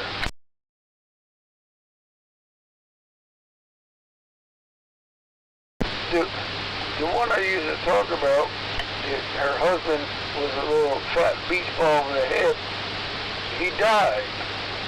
She left him years ago. She moved up here, and he hasn't been in the picture for years. And that was her major malfunction.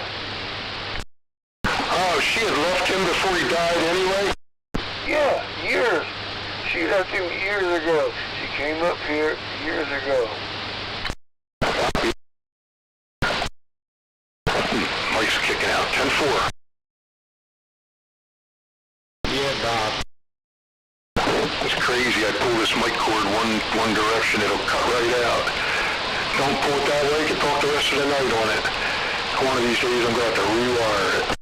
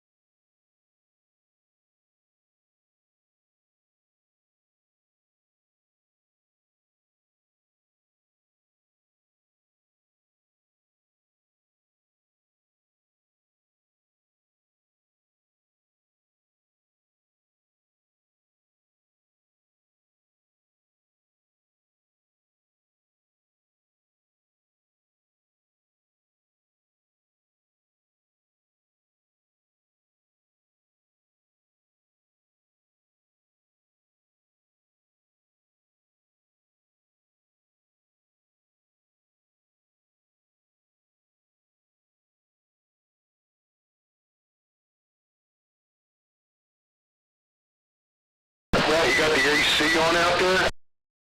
Of course. Terrible. What I got here now? What? At 85 out here, and it's cooler after 9. And what's the humidity? You need the air conditioner to take that humidity out of here. That's right. I got that big fan out here, works just fine. I turn it on, everybody says it, all they can hear is the fan. Tom, I've been silent all night, but that's a stupid statement. See, a fan only circulates hot air. It doesn't do anything to dehumidify or cool the air. It just circulates hot air. Yeah? Well, let me tell you what, I come out here in the morning, if I don't put my overhead door up, it's a few degrees cooler in here than it is outside. I try not to put the door up. And then I got this huge fan. I put that fan on, you can walk in here all day long till about dinner time, and you'd swear it was air conditioned in here. I'm not disputing that, but how is it when the humidity is high, the temperature is high?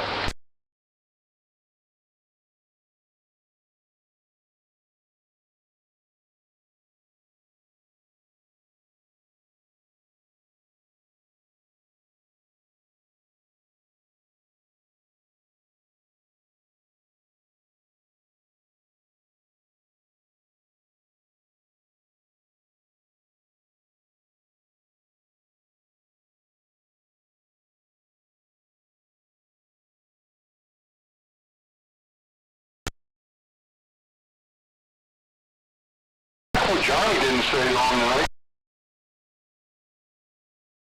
I didn't even get a chance to say good evening time to him. Did you hear mumbles at all? I didn't hear mumbles either. No mumbles. I thought I heard gear jammer on the SDR before I came up. Yes, gear jammer was out here for quite a while.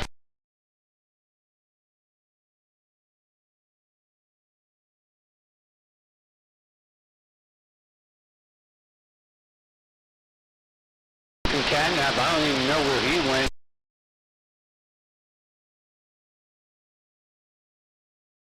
Beetlejuice! Beetlejuice! Nice to hear you're still with us.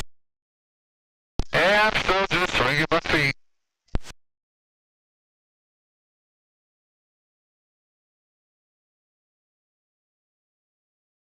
Last I heard, he was trying an experiment. I don't know, Rat was making some weird noises, so I'm not sure what that was all about.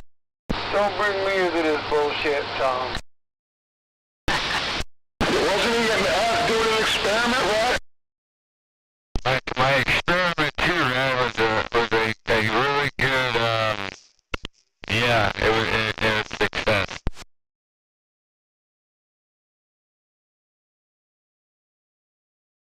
Well, based on the Bigfoot noises we were hearing through the woods, I think Rat was pretty happy too. Wait a minute! Don't drag my name into this shit! I am... Oh, man. Bigfoot, please! Catnap, he was banging rocks together and making howling sounds. Oh no. All I can tell you there, Rat, is this particular strain is called comatose, and boy oh boy, I'm gonna sleep so good tonight. Comatose! I'd like to try some of that myself. Alright, I gotta get over to the rat shack. It's been far too long there, Rat. Hey! You're welcome anytime. I would welcome your presence. How about me? Yeah, Tom, you can come up, but, you won't. Me too? Of course! I love company. I love to see my friends in person. Did you hear how he said that? Yeah, Tom, you can come. Pegasus says, can I come too? Yeah, of course. Certainly. Well, Tom, conversation with me is sarcasm.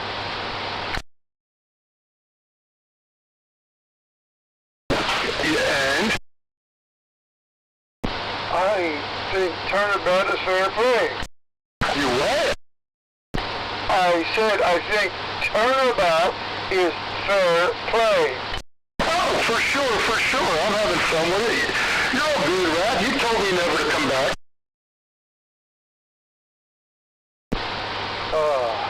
Just so everybody else knows, I never told him that. Never, ever. Why do you lie like that, Tom? Turnabout. What? Turnabout, fair play. No, that's a flat out fucking lie. Leave me alone.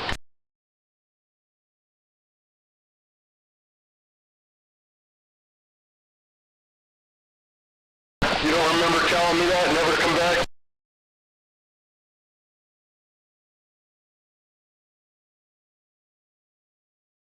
Guess not.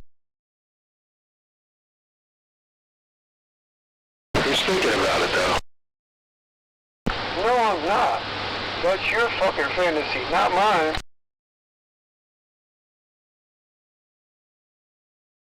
Oh, you're thinking about it.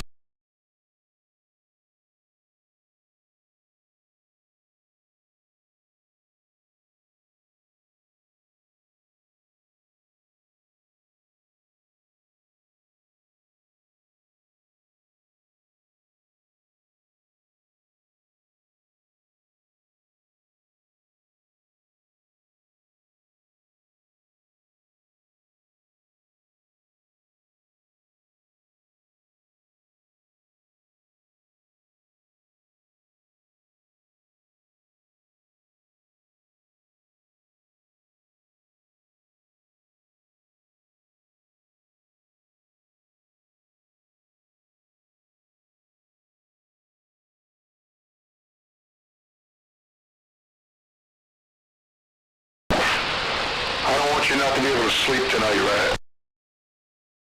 What? I don't want you not to be able to sleep. I'll sleep just fine. What's your point? Oh, I don't know about that. I think you might need a dose of comatose.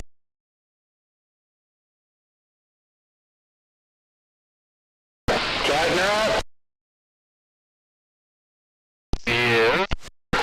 Listen, we don't need the Narcan tonight, but we might need a dose of comatose.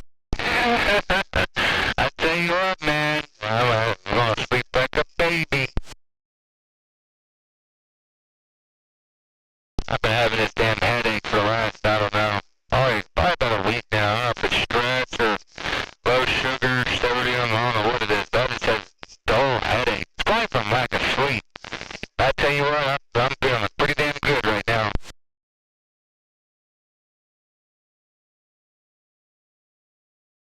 You think that's something we should market in our store?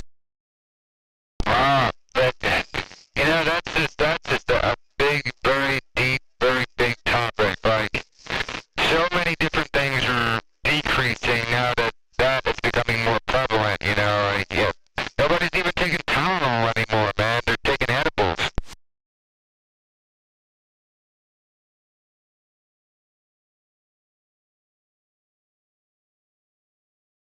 The story in Texas, they're trying to take back some of their edibles or the THCA or something like that.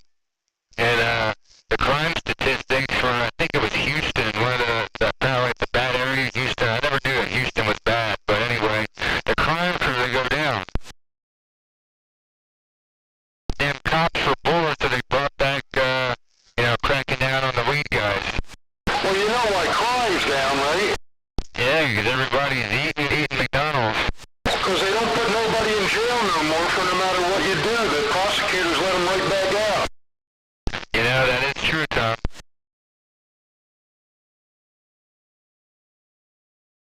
I know this guy over in Cumberland County knocked this guy's hat off.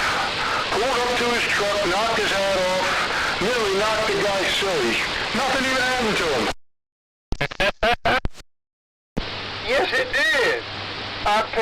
$208 fine and court costs. Yes, it did. And see that? They just slap him on the wrist and let him go.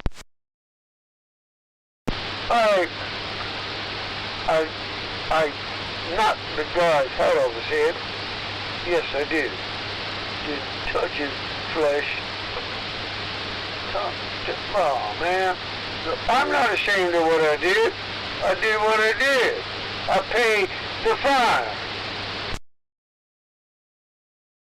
Paid your debt to society. Yes.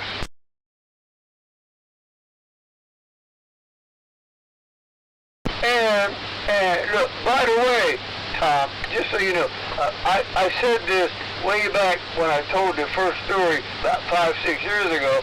Look, I could have gotten away with it because the complainant didn't show up. The judge and the prosecutor.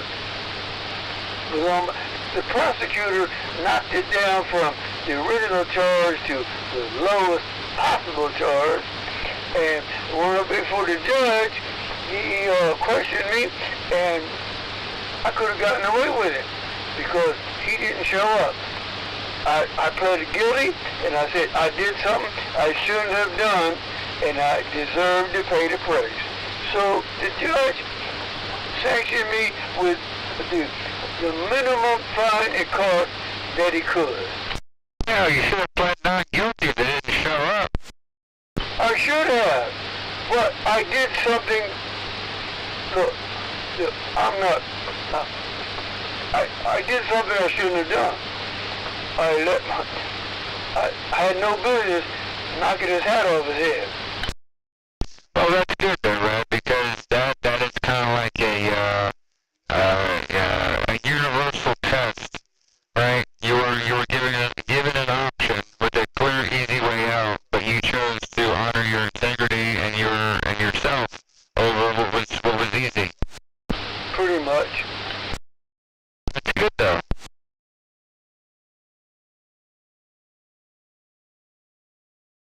Hey, Rod, you know what's amazing to me when I watch a lot of those same kind of videos, you watch those police videos and stuff. You'll have some person, I mean, this is just a made-up thing, but it's kind of what happens. Like they're driving up 110 mile an hour, weaving all out of traffic,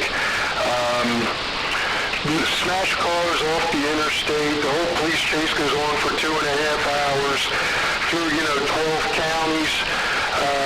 The guy finally flips the car and then runs away and everything. When they finally get him, what's the first thing he says, Rat? I don't know what you're getting at. I was doing nothing wrong. What did I do? I did nothing wrong. Okay. It's just crazy to me. Like, how can you use that as your defense? Or they say, I never saw you back there.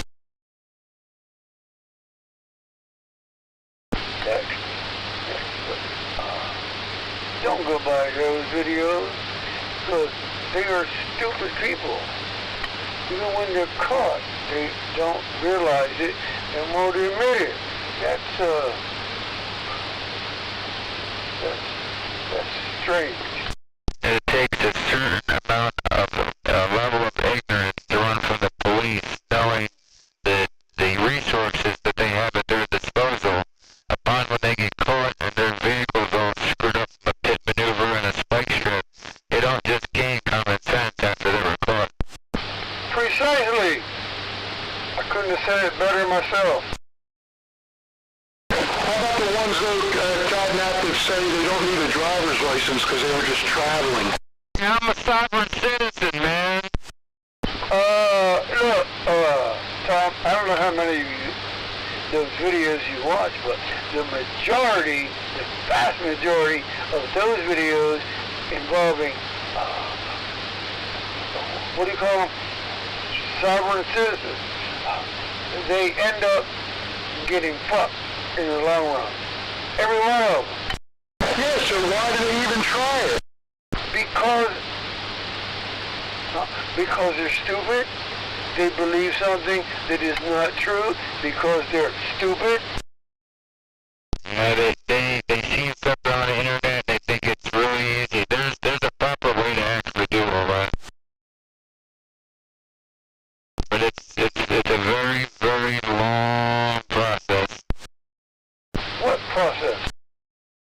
become an actual sovereign citizen, become a unique entity. Wait a minute. Is that a possibility? Yeah, of course. Okay, see, I didn't know that. I just thought all of those lunatics were fucked up in the head. If it's possible, I have to rethink everything. Oh no, like, you can't, it's not as simple as taking your license plate off your car and driving around town without thought and a care in the world. It's a little bit more than that. Well, look, I don't know any different than what I think, and I think that sovereign citizens and their beliefs are taboo everywhere. That's just my opinion. I don't think any sovereign citizen has a legal right to anything that they claim. Well, I mean, that's the whole part. See, people think, oh, well, I'm going to become a sovereign citizen, I'm going to be able to drive and do whatever I want to do, and I don't have to obey the laws. No, that's not true. Okay, so you do have the right to travel. That is one of those true things. If you're not commercial, you do have the right to travel. But when you relinquish certain rights, they all go. Okay? You become an independent entity. You're no longer a citizen. Well, see, I don't believe in that. I don't believe any of that.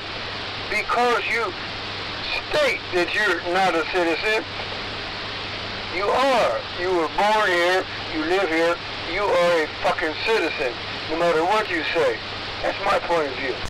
Well, I mean, okay, so how do you feel about people who are born in America, okay, and they end up renouncing their citizenship and going somewhere else and becoming a citizen somewhere else?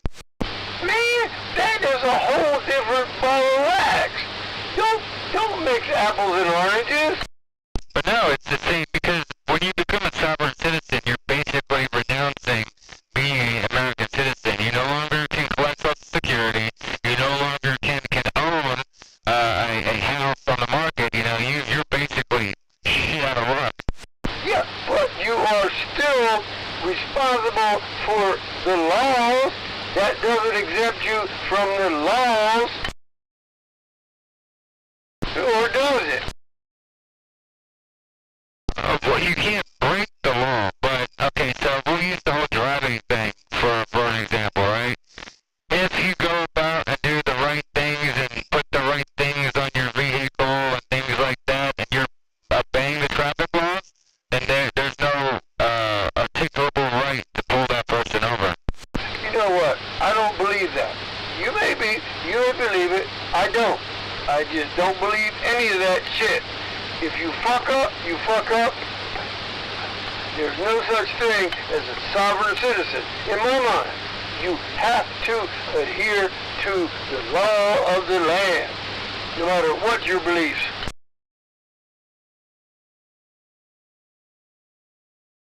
Here's a question. If you feel you don't have to buy a registration for your car and all that other nonsense, but you have a right to drive on the roads, who do you think paid for the roads? How come you have a right to use them when the person that buys a registration is the person that paid for the roads? That brings up a very interesting topic that goes to why people become sovereign citizens. Wait a minute. Back up for a moment. Catnap, are you saying that you believe in the sanctions of sovereign citizenship? You believe that shit? Yes or no? Don't give me an explanation. Just yes or no. Do I believe in it? No. I believe that if you wanna be your own independent entity, you need to go out and find a desert island somewhere and make your own world. You know, if you're a part of any kind of civilization or a part of any country, okay, you're not just gonna you're gonna have to obey the rules like everybody else just because you don't feel like you fit among them. But the whole basis of becoming a sovereign citizen is that it goes back to one of the most cliche arguments ever. Do you feel like your tax dollars are actually get used for what they're said they're used for? Well, now you see, that's where we differ. You have a point in both, but that's not a reason to become quote-unquote sovereign citizen. I don't believe in sovereign citizenship. It's a non-existent entity. You cannot be a sovereign citizen and live in the United States. If you have a different opinion, please explain it to me. Well, I mean, it's not a matter of opinion. There are people out there that have done it, and they do it, and they do catch a lot of shit for it, and in the end, whatever gets thrown at them gets thrown away. I mean, there are rare cases, right? I'm not saying that this is easy, but there are ways around it. Okay, I'm not aware of those, but in my opinion, as I've stated, anybody that claims to be a sovereign citizen is not, because there's no such thing. You are still subject to all the laws of the country you live in. It kind of goes to kind of using one of your quotes that you said, right? About the presidents and the way that the world is or whatever. It hasn't affected you, and you can't change it. So it is what it is. There's people out there that feel like the system is fucked up, and there is no fixing it. So how do you take yourself out of that corrupt system? You stop contributing to it. Okay.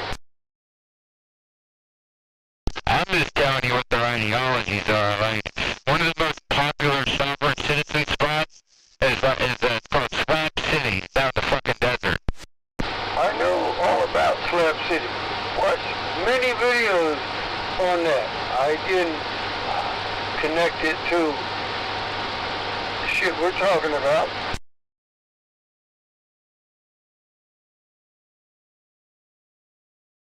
I didn't know it just that far. Maybe I'm uninformed. I don't know.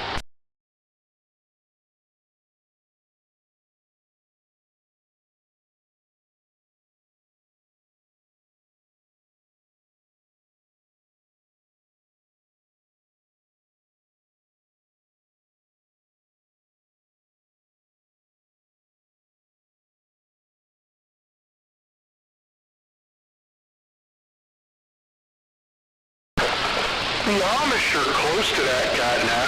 A lot of the things they do. Yeah. Oh yeah. Amish, some section of the Mennonite. Oh yeah. It's basically kind of the same thing. Like, when was the last time you ever seen a license plate on a horse and buggy in Amish country, right? What was that question again? I said, when was the last time you saw a license plate on a horse and buggy in Amish country? Well, I've been up in the Amish country quite a bit. But don't remember seeing any tags. Yeah, they got an orange triangle on the back of their buggy. That's about it. And the argument is, well, it's not motorized. Okay, so now, I think we're getting a little too deep for my knowledge. I didn't equate Amish people with shit. I didn't. What was the term we used for them? Sovereign citizen. I didn't connect the two. The way, I mean, look, I can look at both sides of the equation on all these things because, perception is everything. If I have a little bit more energy in my bones, I'm a little bit more, pissed in my veins, to take on the man, it's a very, entertaining thought on the thing because in my own personal opinion, in my own personal life, the government has never done a fucking thing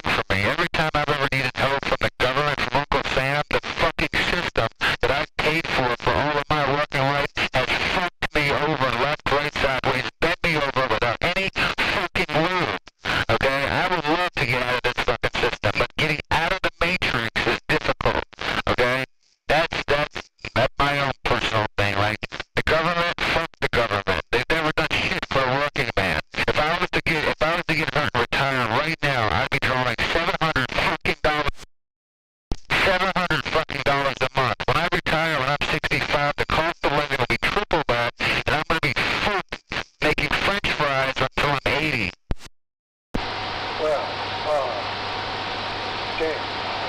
I don't dispute anything you just said, but I don't equate that with a sovereign citizen in any way, shape, or form. Yes, I agree with everything you said. The government fucks over everybody every day. But sovereign citizenship is not the way out. Well, the basis, like, to trim everything that my whole rant and rave into a very small, very, abridged ends, is the government never done shit for me, so I'm gonna do for myself. If my hard work goes into a never-ending bucket, a drop in a never-ending bucket of the government, I'm gonna keep what I need for the benefit myself. If my contribution to society keeps falling into you know, bullshit spending or you know, just poof in the fucking air, I think everybody who could keep all their money would have gotten a hell of a lot further in their life. Well, again, I don't have any problem with you saying, and I don't disagree, but I still don't understand how that equates to sovereign citizen, which doesn't, they think they don't have to abide by the law of the land. And they do. That's all I'm saying. This is a very, very, very deep subject. No doubt. And I'm not qualified to discuss it in depth because I don't know enough about it. But the little bit I know about sovereign citizens is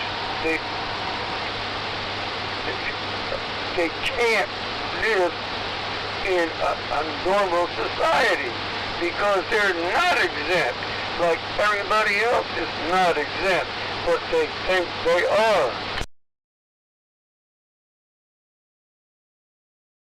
The biggest loser of that whole sovereign citizen bullshit is the insurance companies, because if you just look at registration alone, what, common registration is what, from 60 to 100 bucks, 200 bucks? I mean, I don't know what the range is, but if you multiply that by every single driver on the road, it probably pales in the comparison of the traffic tickets and the speeding tickets and the parking fines and everything, all the other revenue that they collect from being on the road, other than just being registered to find out what individual people have as property. It has nothing to do about the fucking road. They just want to know what the hell you have.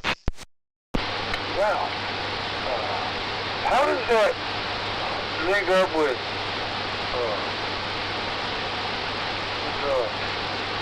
sovereign citizen? I don't get the connection. It's okay.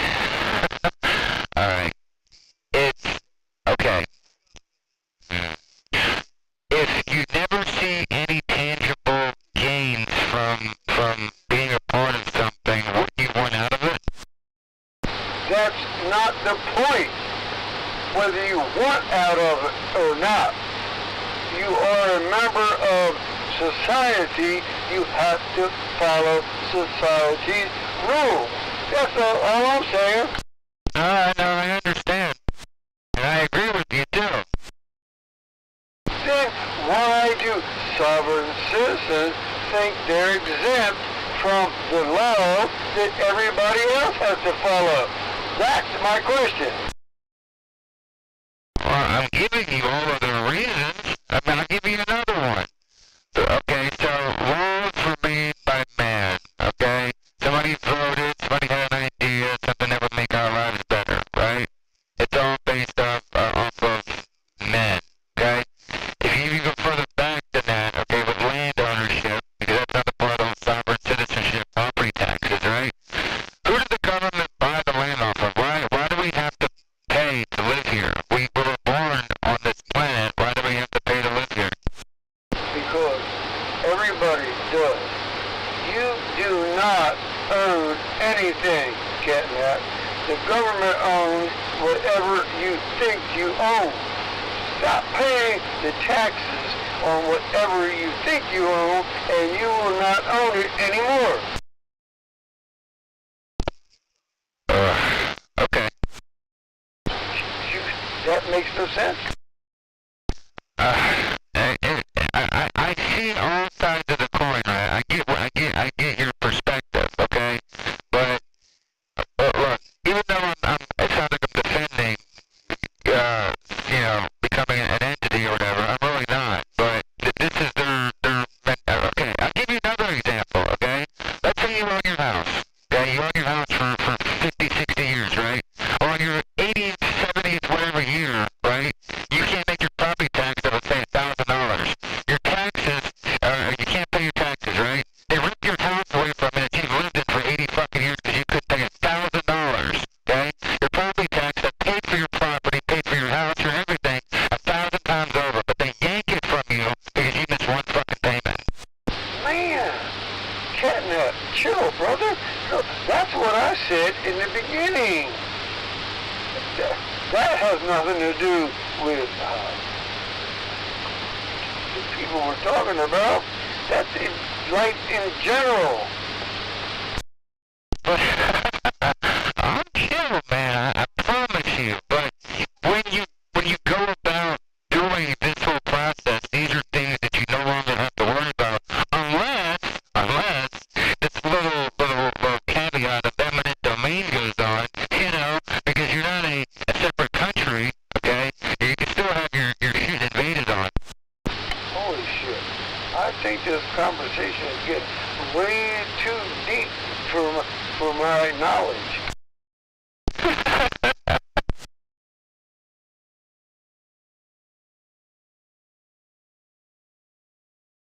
All I can tell you is that it's a weird, weird world we live in, and I don't have to tell nobody that one. It's like, if you're a breathing, conscious human being, you look around for a couple minutes, you're gonna say, what the hell? Yes.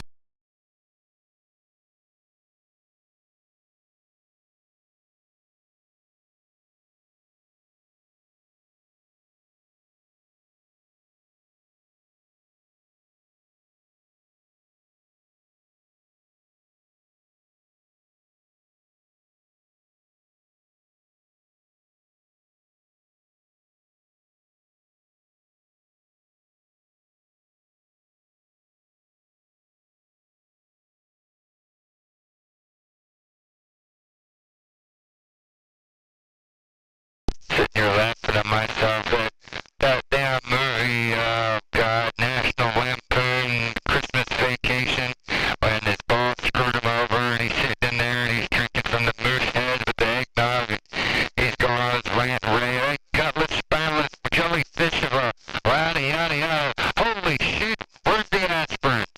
I vaguely remember that. That was a funny movie.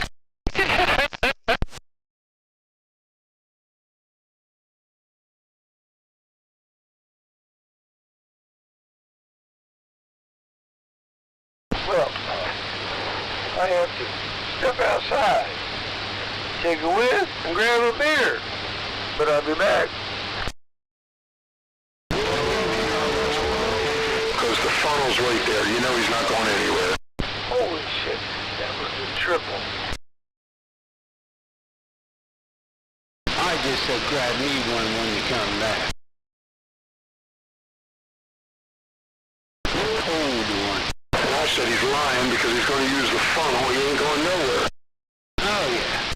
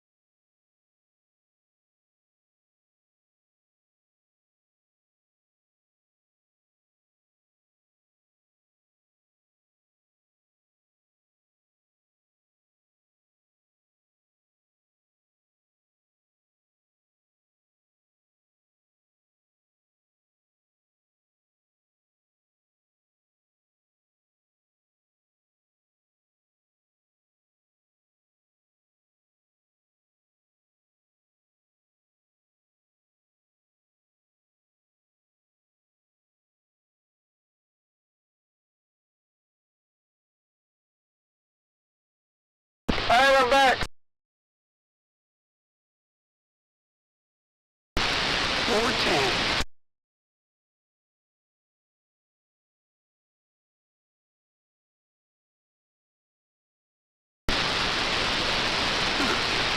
Interesting. Is anybody hearing background noise in my modulation?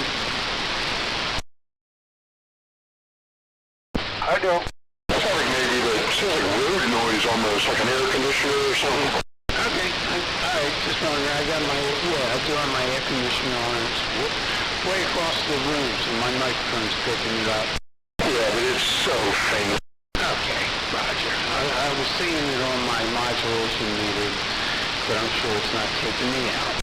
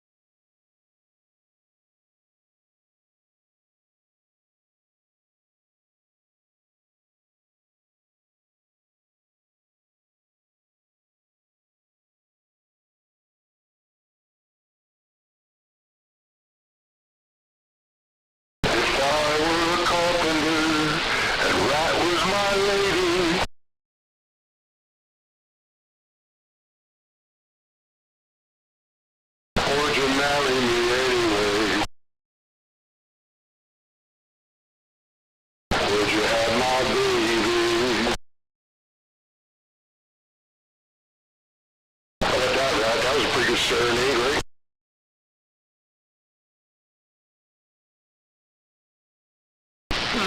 No comment. Oh, peaceful.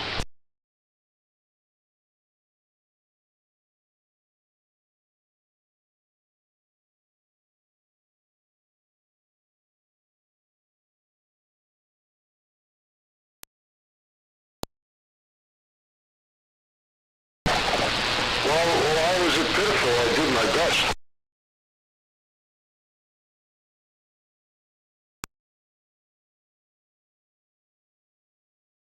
I'll try another one. Sweet brother Rat. Da, da, da. CB radio never felt so good. So good, so good. Sweet brother Rat.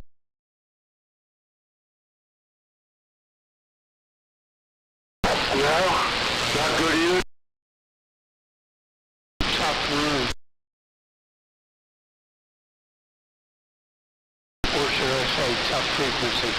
How about go away, brother Rat. Go away, brother Rat.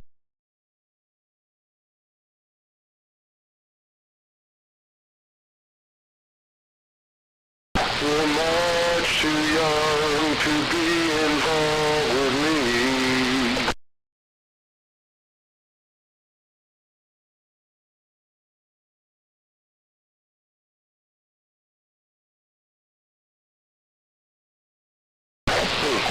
He didn't like that one either.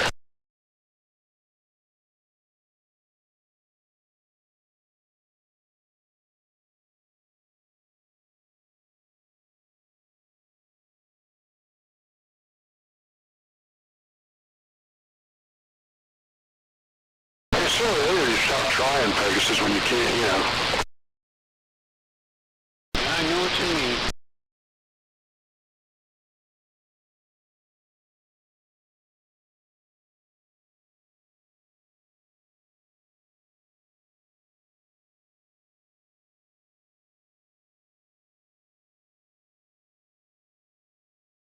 When the moon is in the seventh house and Pegasus blends with Mars,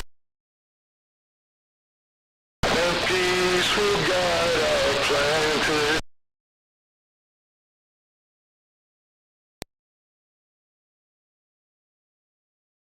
It was the dawning of the age of Aquarius.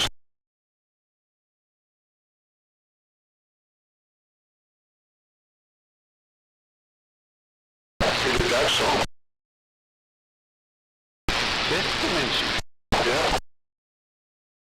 Who did this song? One last bell to answer. One last egg to fry. Marilyn the Fool. Oh.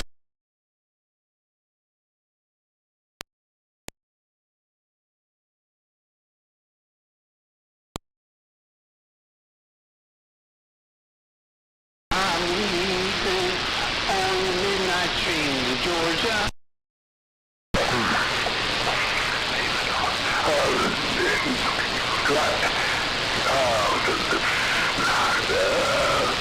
Hold on. Motown, hold on. Gladys Lane the Pit. There you go. I knew you'd get it. I'm like, come on, come on, come on. One of my favorites that popped up on my playlist on one of my rides home the other day was Hey There, Little Red Riding Hood, you sure are looking good. One of these days, the big bad wolf's gonna get you. That's right.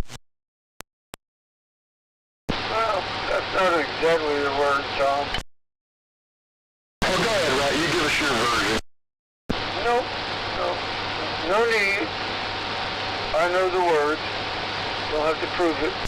What big eyes you have, the kind of eyes that drives wolves mad. You gotta prove it. If you're gonna tell somebody they're not right, then you gotta tell them what it is.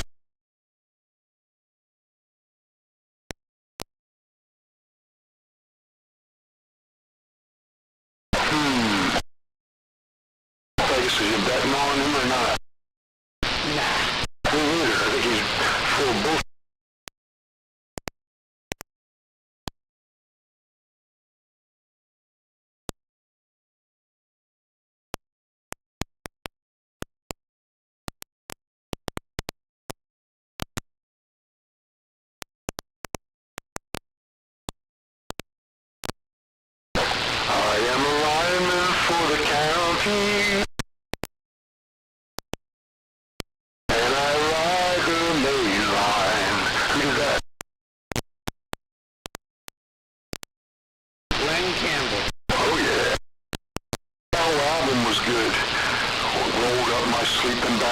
from your couch.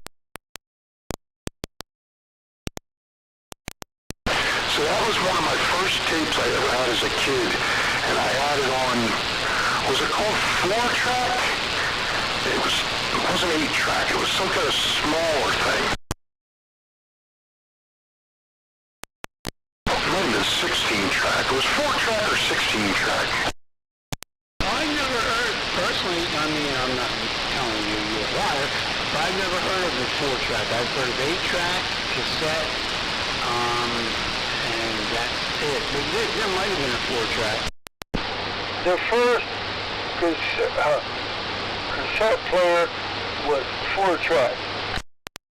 Okay, all right, well, I'm smarter than I was 5 minutes ago.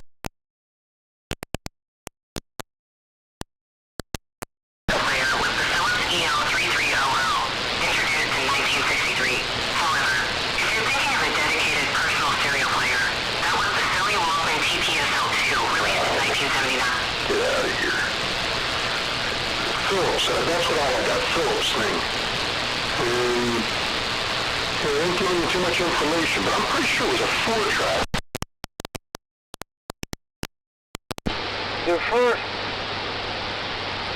types of those loop players was 4-track, because the 8-track had the built-in pinch wheel in the cassette. But the 4-track did not. The 4-track, what the fuck do they call it? Shit. Oh man. Stereo tape cartridge first appeared in 1962. If you're thinking of the 4-track cassette recorder, those came out in September 1979. Professional studio versions actually emerged earlier, in the mid-1950s. No. 1962. That's when I think 4-track stereo type cartridge came out in 1962 by Earl Madman Muntz. Yes, the difference was the pinch wheel, which is the rubber wheel that pushed the tape against the capstan, was built into an 8-track. In a 4-track, it came up from the bottom of the player into the cartridge. I had one. I had both. I know. Yeah, I imagine if you still had one, it'd be worse. If you had a 4-track cassette, the 4-track player would probably worth money. Nobody said 4-track cassette. No, we're talking about 8-tracks and 4-track cartridges. Are we not? Yeah, bad choice of words maybe. It is called a 4-track cartridge. I'm looking at it right here. But it reminded me of an 8-track. It was somewhere between an 8-track and a cassette in size. No, it was not. It was the exact same size as an 8-track. Except the pinch wheel, the rubber wheel, was not incorporated into the cartridge. In a 4-track, it came up from the player. I had both. I know. I know, I got some 8-track, probably in the basement, just sit down there, probably big money down there. It was smaller than an 8-track.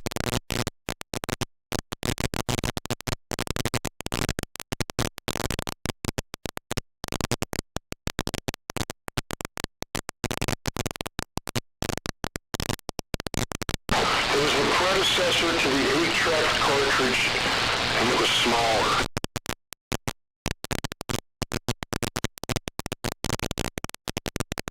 Everything that comes up says it was a Muntz, but there was a Phillips player. I know my player was a Phillips.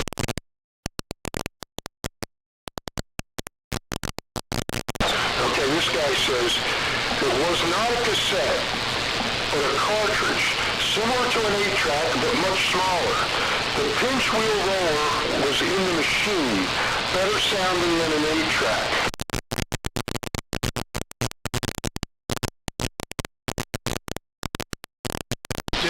with the book of matches to shove in there so it kept up to speed? Oh, remember that? I forgot all about that. That was a good one.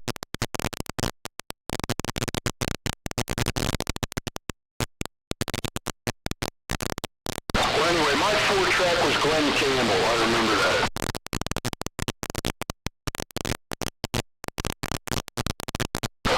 Les Paul had a lot to do with it, it says. One of my 8 tracks was Earth, Wind and Fire.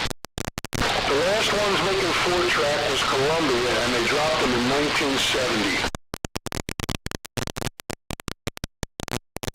Remember when you used to get that crap in the 70s where they were trying to get you to buy all those tapes for like $1? It was 1 penny. Well, a penny? I thought it was $1. Yeah, you'd get like 10 of them or something, and once they got you hooked, they'd keep on sending them and like charging you all this money. Yes, Columbia House. It's still out there today, but in its last throes, it's due to close down in, I don't know, a couple months. Either way, Columbia House.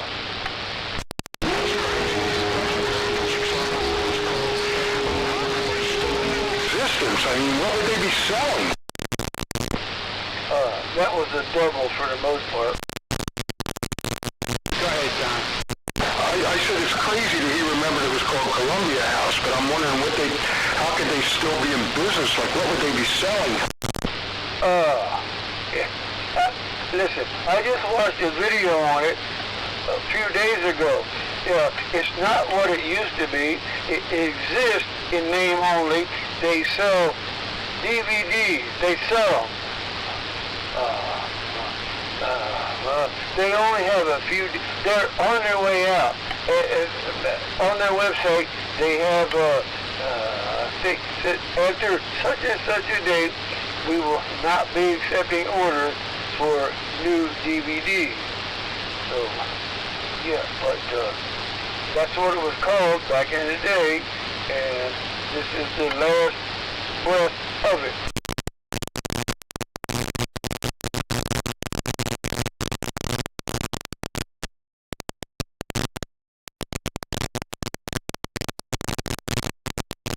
I remember when I was a preteen, like 12 years old, I signed up for it. Had no idea how I was going to buy the overpriced record after the initial 10 or 12 for a penny, but I signed up anyway. Got my 12 records. I didn't buy shit.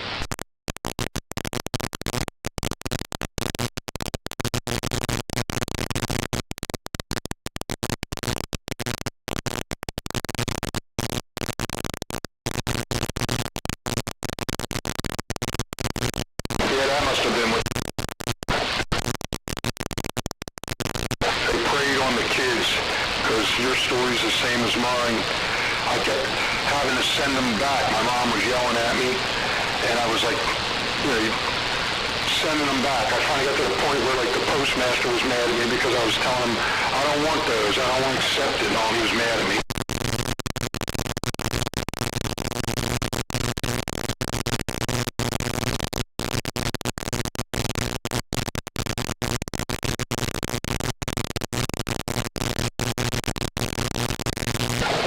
Where you used to go into the post office and get our mail.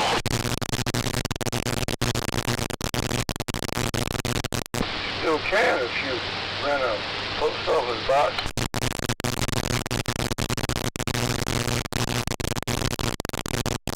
Does Cedarville have a post office? Yes. Does Cedarville have a post office? Yes. Did you hear me?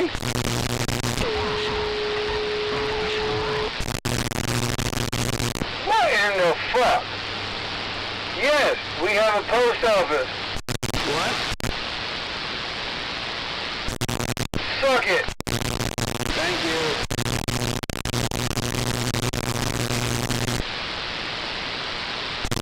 What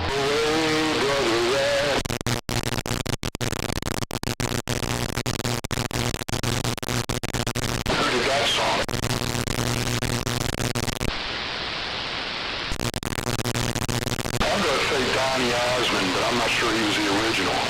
Yeah, I'm with you on that.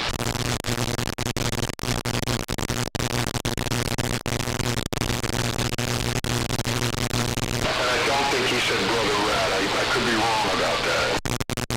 I don't want to say Frankie Avalon as the original.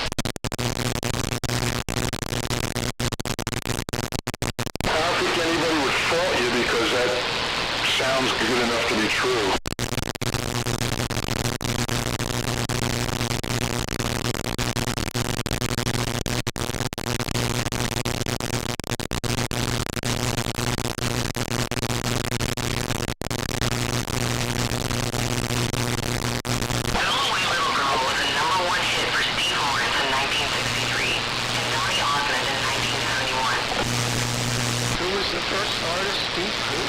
Steve Lawrence. Oh, okay. Hey, Rat, what else was Steve Lawrence known for? Being a queer? Steve and Edie? I don't know. I just said that because that's the first thing I thought of. I don't know. Well, that's why your mind's in the toilet all the time. Hey, right? Call the man, something like that.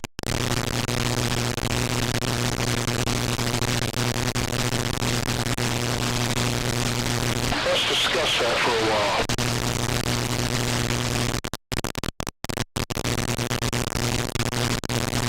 Are you willing to discuss that? That's not a dumb question. You might think so. That's a yes or no answer.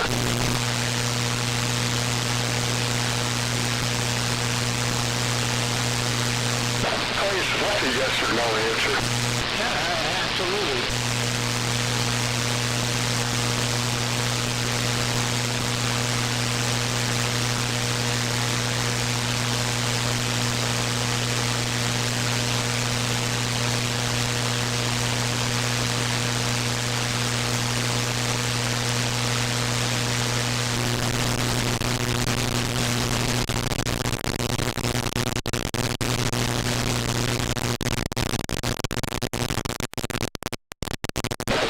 Now, give me one song by the band War.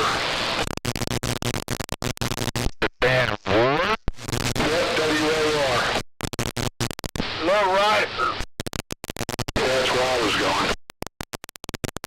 Yeah, I've heard the band, but I can't tell you one of their damn songs. I know they had a very popular one. All my friends know the Low Rider. Yeah, that's right, alright.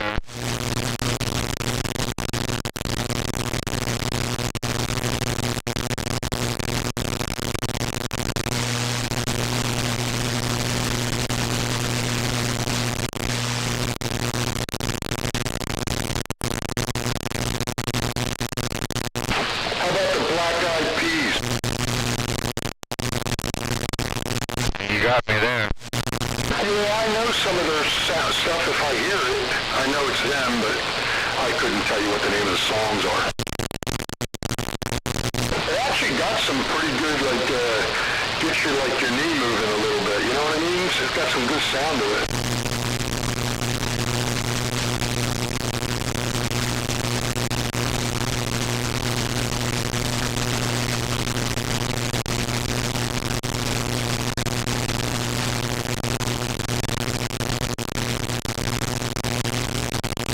You know who was famous that came out of that band, right?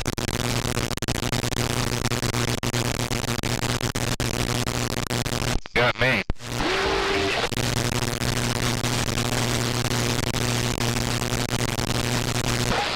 For Delicious.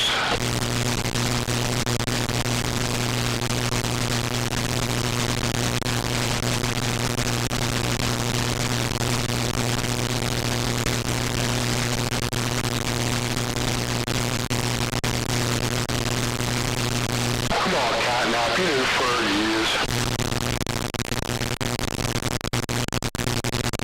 Fergie's done some songs with Slash. Huh.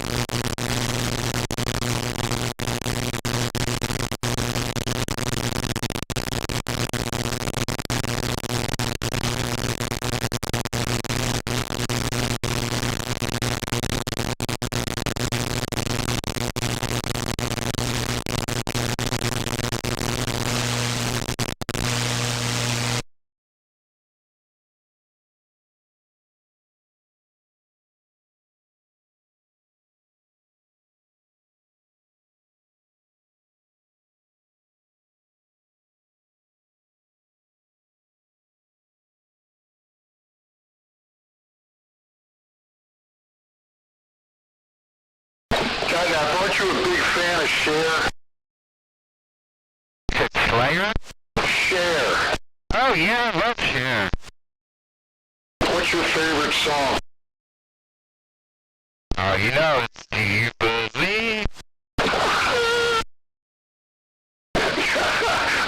points, got that.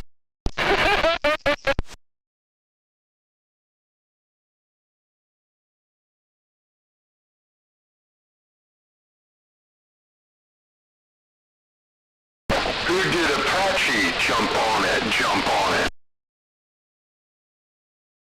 Boom shakalaka. You know who did that?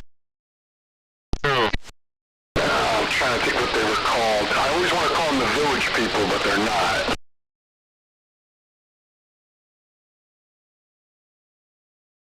Apache, jump on it, jump on it. I'll think of it in a minute. Cherokee people, Cherokee tribe.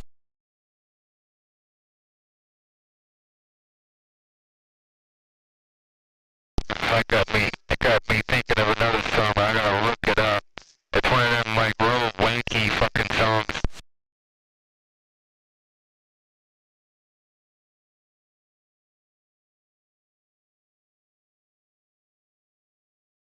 I had to look it up. I'm going to be honest about it. It's driving me nuts. Well, there was another Apache by the Shadows. It was like it was surf music. But the Apache I'm talking about was the Sugar Hill Gang. I had to look it up.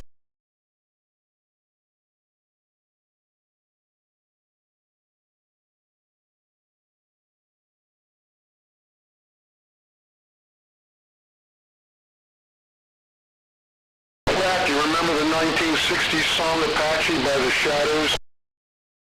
Yep.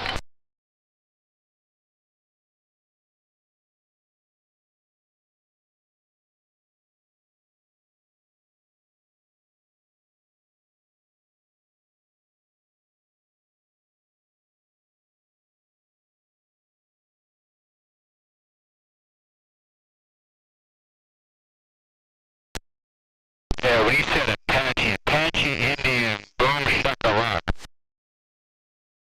Why you nearby me? What? It's one of those dance songs they played the hell out of in like the 90s, 2000s. The song is called Boom Shakalaka by Apache Indian. Okay. I never heard of it.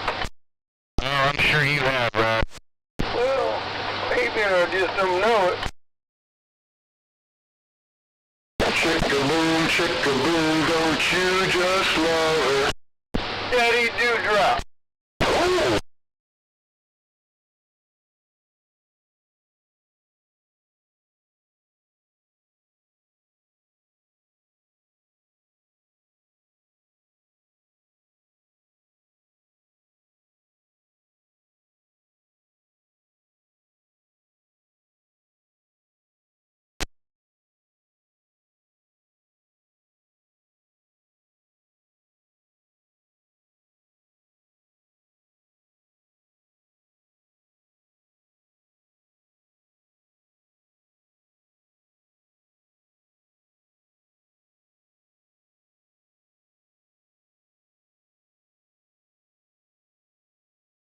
Wow, were you a big fan of Eddie and the Juniors? Not really.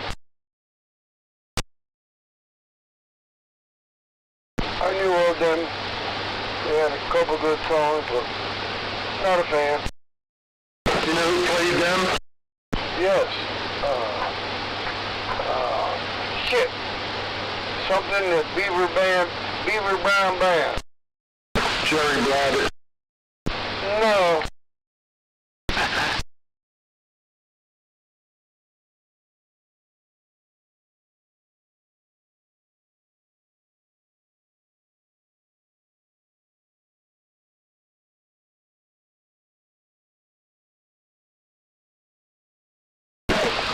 I knew Jerry Blabbett personally, Pegasus.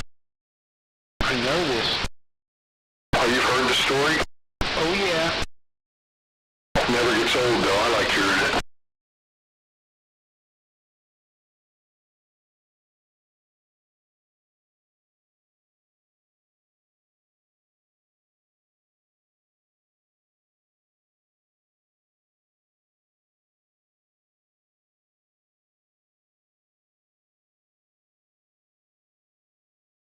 you hear my version of it?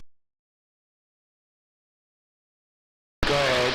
Whether Watt was the president of his fan club that had that big cardboard sign he was holding up when Jerry Blackett walked into the pizza shop. Okay. Well, it's no big deal or anything.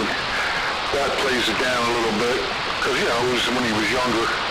But, he was, giving autographs and everything, and Rat was making everybody get in line and behave themselves.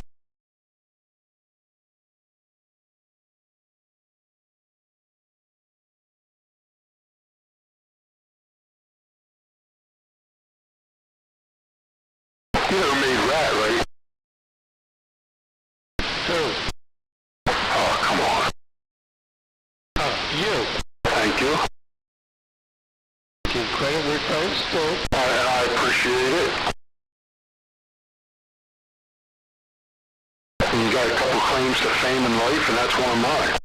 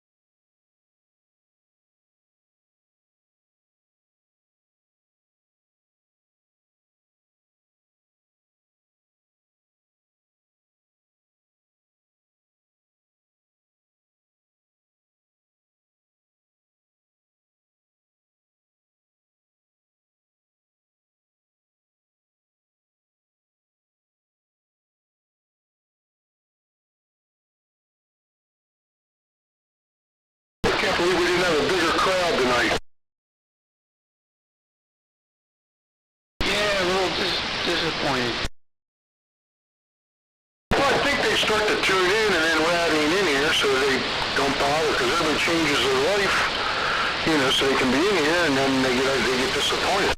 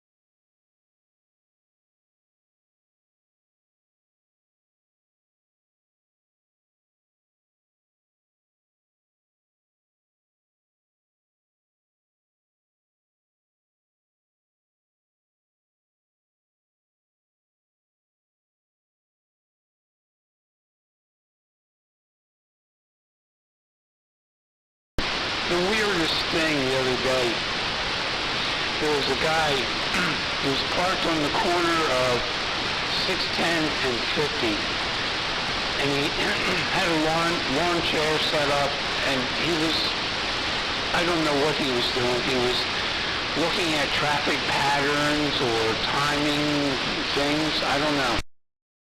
Probably something to do with the bridge. That's my guess. I don't know how they think they're going to do it. You know they're going to send truck traffic. It's not going to be able to use Tyler. You're going to have to go all the way to Route 9 and make a right, and then go all the way back that way. That's not going to be good. My mail lady already told me, she said, like today she was here at 9 o'clock in the morning. She said, I'm telling you, when they take that bridge out, you're not getting your mail till late in the afternoon.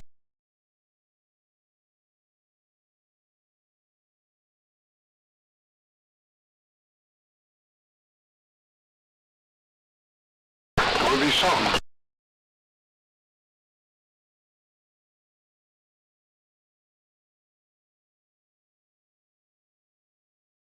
Now here's an example. Let's say you buy stone or something from Action Supply, and the guy driving the dump truck from Pennsylvania to Action Supply says, hey, you just added 7 miles onto my trip because of that bridge. I gotta up the price. So then you go buy your stone at Action Supply, now you pay more. Yep.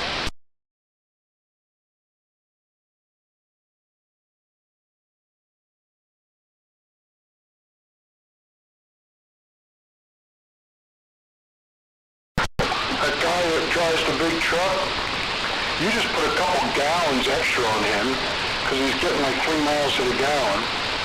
So you put like 4 extra gallons on him and he's paying, I don't know, Rat will tell you what diesel is right now, but let's say $5. So you just added 20 bucks onto his fuel bill, not to mention now it takes him more time he's got to charge you for it. And a big truck with 80,000 pounds on it, you know, more wear and tear on his tires, his brakes, everything.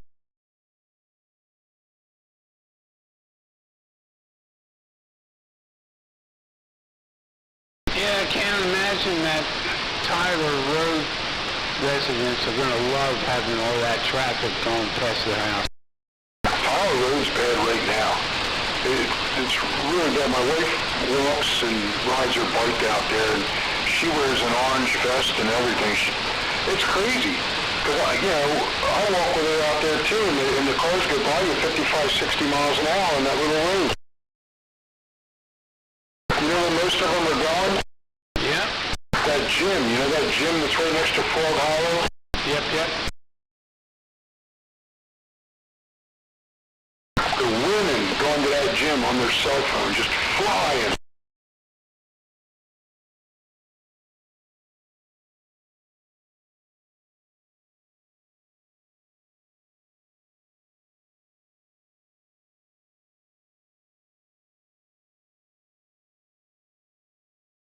Hey, Rat, have you heard your buddy across the field there in a while? Not in months. You know he lost his wife, right? What's that? I said, you know that he lost his wife. Oh, no, I didn't hear that. Oh, man. That breaks my heart. She was a sweetheart. I didn't know her well, but she was a sweetheart. Yeah, it's been months now. I don't know, maybe 6 months. Wow. Maybe that's how long I've been since I talked to him. I've heard him a couple times since then. He was out there talking to that guy called the Dolphin, but I haven't heard that guy the Dolphin in quite a while either now. Wait a minute, the Dolphin. Are you talking about... What's the other name for Dolphin? He's out there in Fortescue.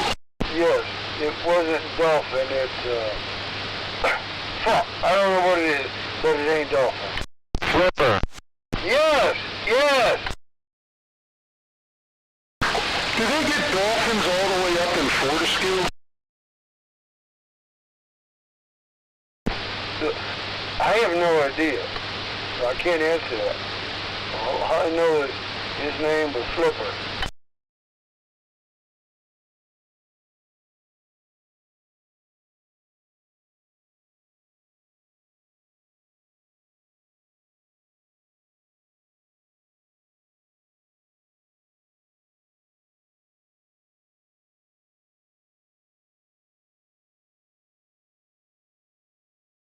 Well, man, that's a, like I said, look, I didn't know the woman well, but the few times I've been at his house, she was a sweetheart. She just, would you like this? Would you like that?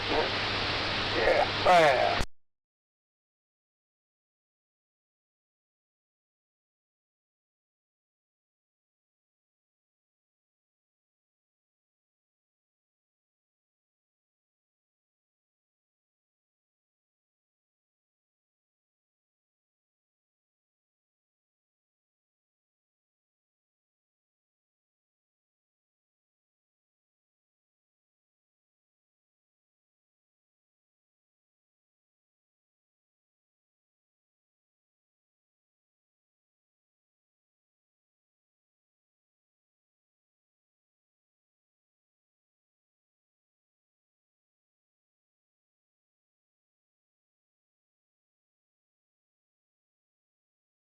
What did that man do for a living, Rat?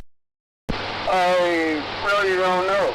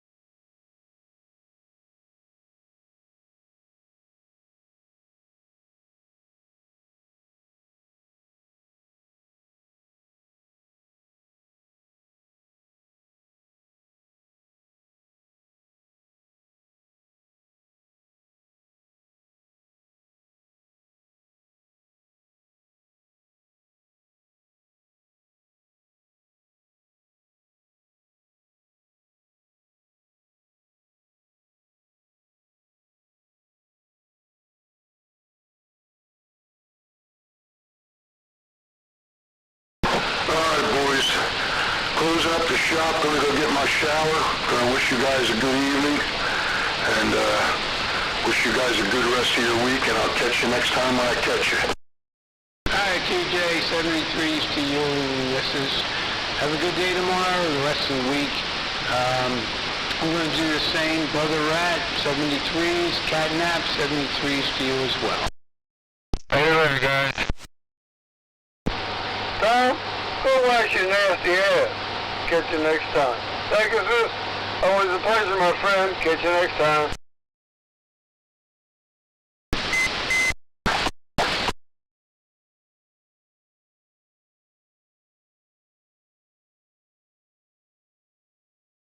Catnap, I'm gonna do the same, brother.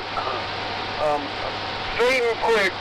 We'll watch a few more videos, and I'm gonna go in the house if I make it. Love you, brother. Catch you next time. Later,